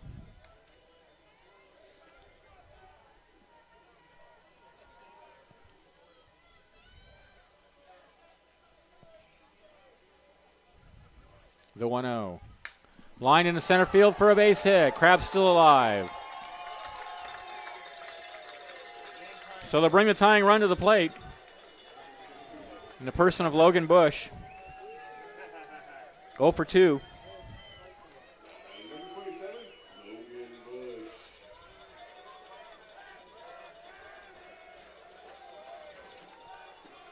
They make it exciting.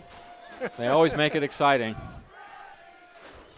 A meeting on the mound between the battery mates Poland and Wagner. Now the manager going out to join them.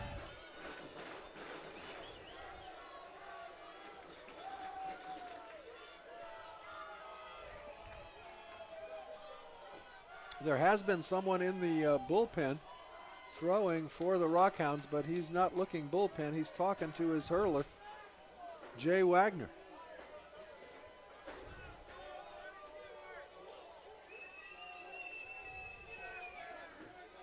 All right, they're going to leave Wagner in.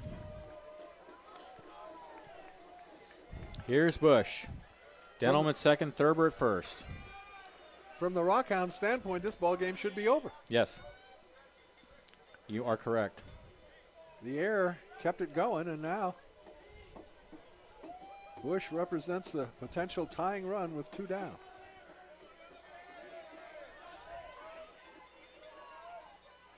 From the set, Wagner looks out at second and deals. Inside corner for a called strike.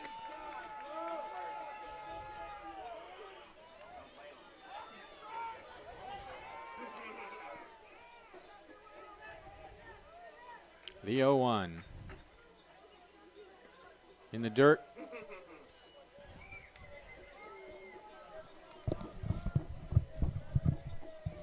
All right, 1-1 the count.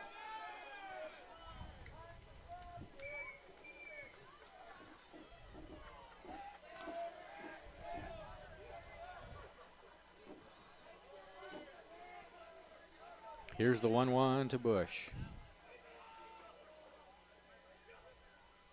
Swing and a miss, 1-2. Well, he was going downtown with that one. Didn't make contact. So the Crabs down to their last strike now. 1-2 the count. Denholm at second, Thurber at first. Take their leads. Wagner sets the pitch. Oh, just low. 2-2, and it just turned 10 o'clock. Officially a 3-hour ball game. 2 balls, 2 strikes, 2 outs, 2 on.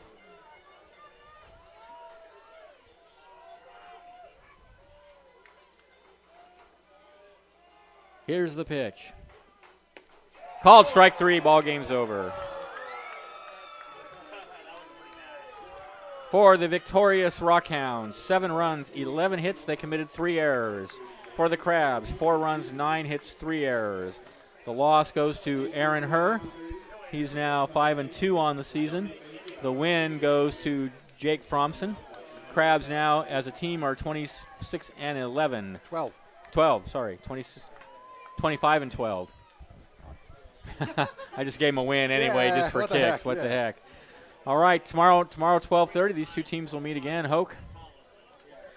Look forward to having you out here. The Crabgrass Band will be here. It should be a good afternoon for baseball. From my broadcasting buddy, the Professor Benjamin Schaefer, I'm Hoke Holcomb, and we're rounding third and heading for home.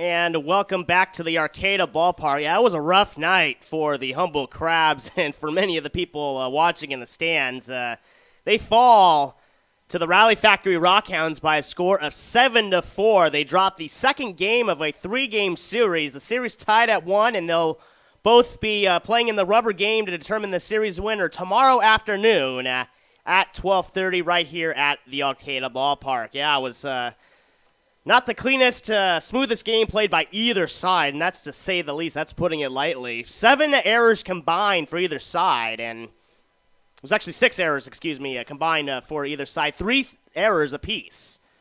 And for the Crabs, really, not only the errors are what killed them, it's running on the base paths. They really, really have run into a lot of outs, at least 2 tonight, if not 3, by our own personal count. And throughout the season, they've had quite a few instances in which they've had potentially big innings and with a lot less damage being done because they gave away outs on the base paths, and it really, really did cost them tonight as they fell short 7-4 as they lose to the Rally Factory Rockhounds. The Crabs 25-12 on the season so far as the Rally Factory Rockhounds improved to 15-18. They also have 2 ties so far this summer.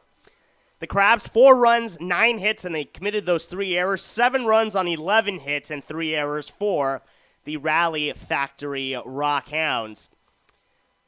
No player interview tonight. They're really sticking to them, sticking over with themselves, sticking together over there down by the Crabs dugout, really going over the game because that's not what we've been used to seeing for Crabs baseball this season.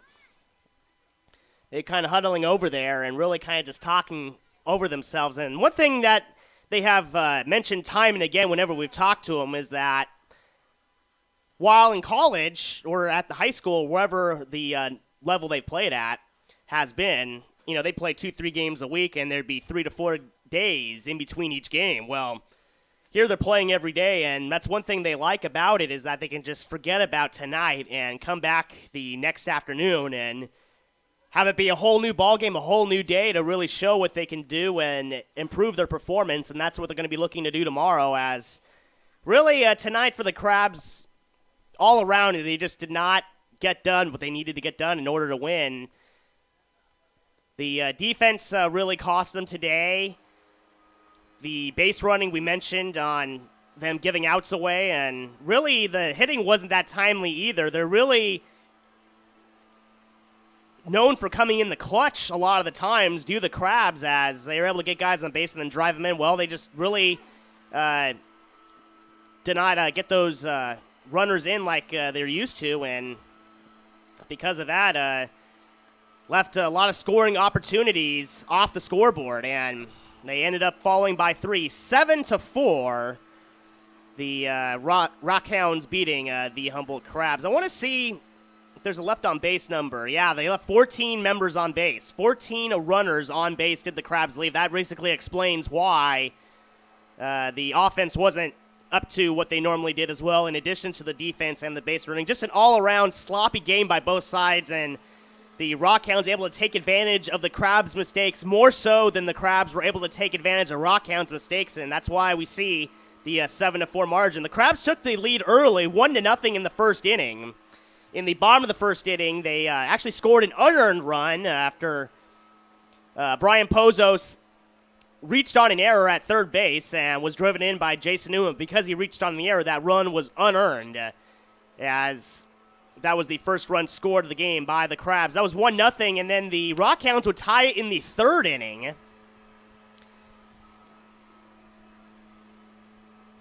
A one-out single by Joey Dodson was cashed in after another out was made, so a 2-out and a runner on second after Dodson stole second. Jack Pretty singled him in to tie the game at 1, and they would add another run in the fourth to take the lead, and they didn't relinquish the lead after that, even though the Crabs would score more. It was after the Rockhounds had even gotten a bigger lead, but they did get another run in the fourth inning.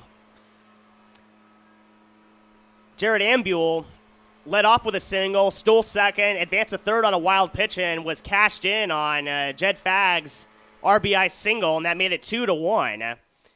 And they'd add 2 more in the 7th inning to make it 4-1. A leadoff double by Jed Fagg, followed by Kirby Broadbent reaching on an error. And then a 2 RBI double by Joey Dodson sent in those 2 runs to make it 4-1 at that point. The Crabs would cut it to 2 in the 7th inning. A leadoff walk to James Outman. And another walk by Jason Newman. Then a hit batter by Michael Perry to load the bases. And then a second hit batter, Newt Johnson, was hit by a pitch, taking one for the team with the bases loaded to bring in the second run. And it was 4-2 at that point. Well, the Crabs were unable to get that so-called shutdown inning, even though it seemed like they'd have a chance to mount a comeback, as they have done so many times before. I mean, with as poorly as the Crabs played tonight, they have in the past shown their ability to come back, but it really just didn't look like it was going to come to fruition tonight. Just didn't really seem like they had it together, and it was one of those off nights. Every baseball team does go through those where they just have a night in which they just do not play well, and that's what happened with the Crabs tonight. But as of late, they have played much better than they did to start the season and really showed what type of team they're capable of being. But tonight kind of reverted back to kind of their worst habits, the worst aspects of the game. And again, every team goes through that, and they are only human, so they are going to have an off game. But tonight it was just collectively as a team were unable to get it done the way they needed to win the game. So going over into that scoring, it was 4-2 after the 7th inning, after the Crabs cut it to 2. And then in the 8th inning, the Rockhounds really just put it away after Jack Pretty hit a leadoff triple. And then after a hit batter and a sacrifice bunt, and then a strikeout, Jed Fagg came up and hit an RBI single, and then an error in center field. Austin White threw it way over the backstop. It actually went in the crowd, and that allowed the second run, the Hank Penkrantz, who actually was hit by a pitch after the leadoff triple. He was able to come in and score because of that error by Austin White. So that was the second run. And after it was 4-2, went to 6-2 in favor of the Rockhounds. So the Crabs, give them credit, in that 8th inning, they put together a rally with 1 out. Logan Bush walked, and then David Hamilton hit a double. To drive him in. Ryan Reynolds then walked, and then James Outman hit a booming double. High off the left field screen. Looked like it was going to go on the free without a tie the game, actually, but so close and yet so far as it went for James Outman and the Crabs, as his double just missing a home run by a couple of feet high off that left field fence. That brought in the next run, so that kept it to, at that point, 6-4, but the Rockhounds able to tack on a run, an unearned run in the 9th inning. 1 out. With 1 out, Joey Dodson hit a single, followed by another single by Chase Grant. And then Jack Pretty hit a ball to the shortstop, and Hamilton, who had been so good much of the year playing shortstop, committed an error, and that allowed the run to come in. Tried to get the force out at second, ended up throwing it wide, and that allowed the run to come in, did Dodson. So that made it 7-4. And the Crabs did threaten in that 9th inning. With 1 out, Newt Johnson reached on an error. Logan Denholm then hit into a force play, so it was still a 1-on, 2 out. Jacob Thurber then hit a base hit. Logan Bush had a chance to extend the game at that point with 2 out, runners on first and second. But then he proceeded to have strike 3 called looking on the inside corner, and that ended the game. So the Crabs had their chances. Again, they left 14 men on base, left 14 base runners on the base pass, so they had their opportunities to score, but with the way things were just going tonight, they just did not have it all together and were unable to mount the comeback. Taking a look at the offensive performers for each team, David Hamilton for the Crabs, 2 for 5 with a run scored. James Outman, 1 for 4, 2 RBIs and a run scored. Actually, got 2 RBIs on that high double off the screen. Both runs scored in that 8th inning off that double. Jason Newman, 1 for 4 with an RBI. Michael Perry went 2 for 4. Newt Johnson, 1 for 4 with an RBI. And Jacob Thurber went 2 for 5. Taking a look at the Rockhounds offensive performers, Joey Dodson out of the leadoff spot had an outstanding game. 3 for 5, 2 RBIs, 2 run scores. Chase Grant, 1 for 5. And Jack Pretty went 2 for 5 with an RBI and a run scored. Jed Fagg had the best performance offensively for either side tonight. Went 4 for 4 with 2 RBIs and a run scored. So Jed Fagg really getting it done for the Rockhounds, a big reason they were able to take the lead and eventually win the game. And that's it for the offensive performers, as those are all the guys who got base hits in that game. Taking a look at the pitching, Aaron Herr didn't pitch too poorly, really. Went 6 innings, allowed 5 hits, 2 runs, both of them earned, with 5 strikeouts and a walk.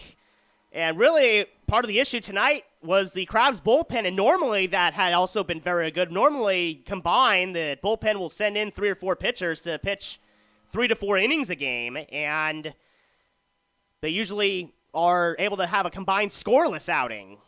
But tonight, the bullpen, much like the rest of the team, just did not have it tonight. They did not perform up to what they normally expect themselves to be able to do. Kevin Calderhead pitched an inning, allowed 2 hits, 2 unearned runs, along with getting a strikeout.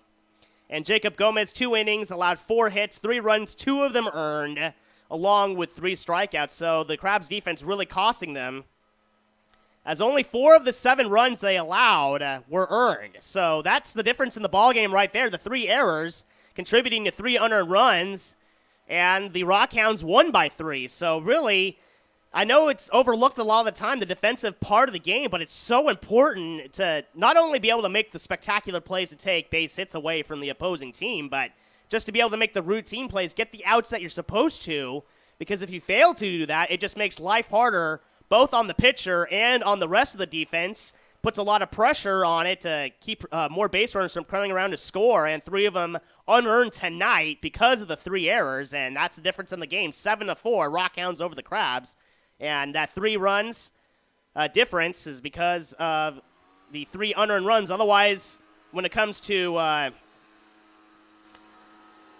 earned runs, to be fair, though, the Rockhounds did allow an unearned run themselves, so if you take out all the errors, it'd be a 4-3 win for the Rockhounds, but still, that makes it a much better chance to come back if you're only down by 1 versus 3. But again, that's how the game goes sometimes. Taking a look at the pitching for the Rally Factory Rockhounds, and putting up similar performances. Jake Fromson got the start and picked up the win for the Rockhounds. Went 6 1/3 innings, allowing 6 hits, 2 runs, 1 of them earned. Also had 5 strikeouts and 3 walks. Wyatt McCampbell came in and only faced 1 batter. He walked him, so did not officially record any length of an inning. Just pitched to 1 batter in the 7th inning and walked him. And then coming in to replace him and pitching the rest of the game, going 2 2/3 innings, was Jay Wagner. He went 2 2/3 innings, allowing 3 hits, 2 earned runs, along with 2 strikeouts and 2 walks. So when you add all of that up,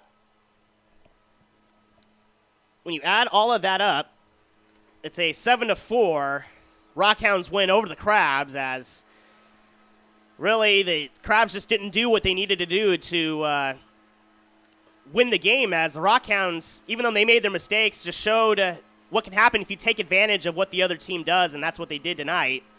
And really gave the Crabs a good game and a challenging time, and they're going to look to take the series, or both teams are going to try to take the series tomorrow, as it is the rubber game tomorrow at 12:30. So that'll do it here for us here at the Arcata Ballpark. I'd like to thank Tristan Landay once again for working the magic at the Bicoastal Eureka Studios and making us sound good and all that. So thanks once again, Tristan. I'd like to thank everyone with the Rockhounds and the Crabs who provide us a lot of good information to share with you guys listening in on the radio. So I'd like to thank them as well. Speaking for Hoke Hokum and Benjamin Schaefer, this is Kevin Wyatt saying so long from the Arcata Ballpark, where the Crabs, it was a sloppy game. That's really all you can say to describe it. And if you talk to the coaches, Tyson Fisher, Andy Bersinger, Tim Wheeler, they'll probably tell you the same thing. It was just not a good performance all around, and they're going to look to bounce back tomorrow. So Kevin Wyatt here saying so long from the Arcata Ballpark. 7-4 is the margin of victory. The Rockhounds over the Crabs. Our next broadcast tomorrow at 12:30. We'll be on the air around 12:20. If you're coming to the ballpark, gates will open at 11:30, and a reminder, if you are coming to the ballpark, kids are invited to run the bases after the game. So what better way to have your Sunday afternoon spent with the family and helping your kids also burn off some energy than by going to the Crabs game and letting them run around the bases afterwards. So that'll be a fun time. So head on out to the ballpark. If you can't make it, we'll be right here on the radio, AM 1480 KGOE. And until next time, have a very pleasant good evening, everybody.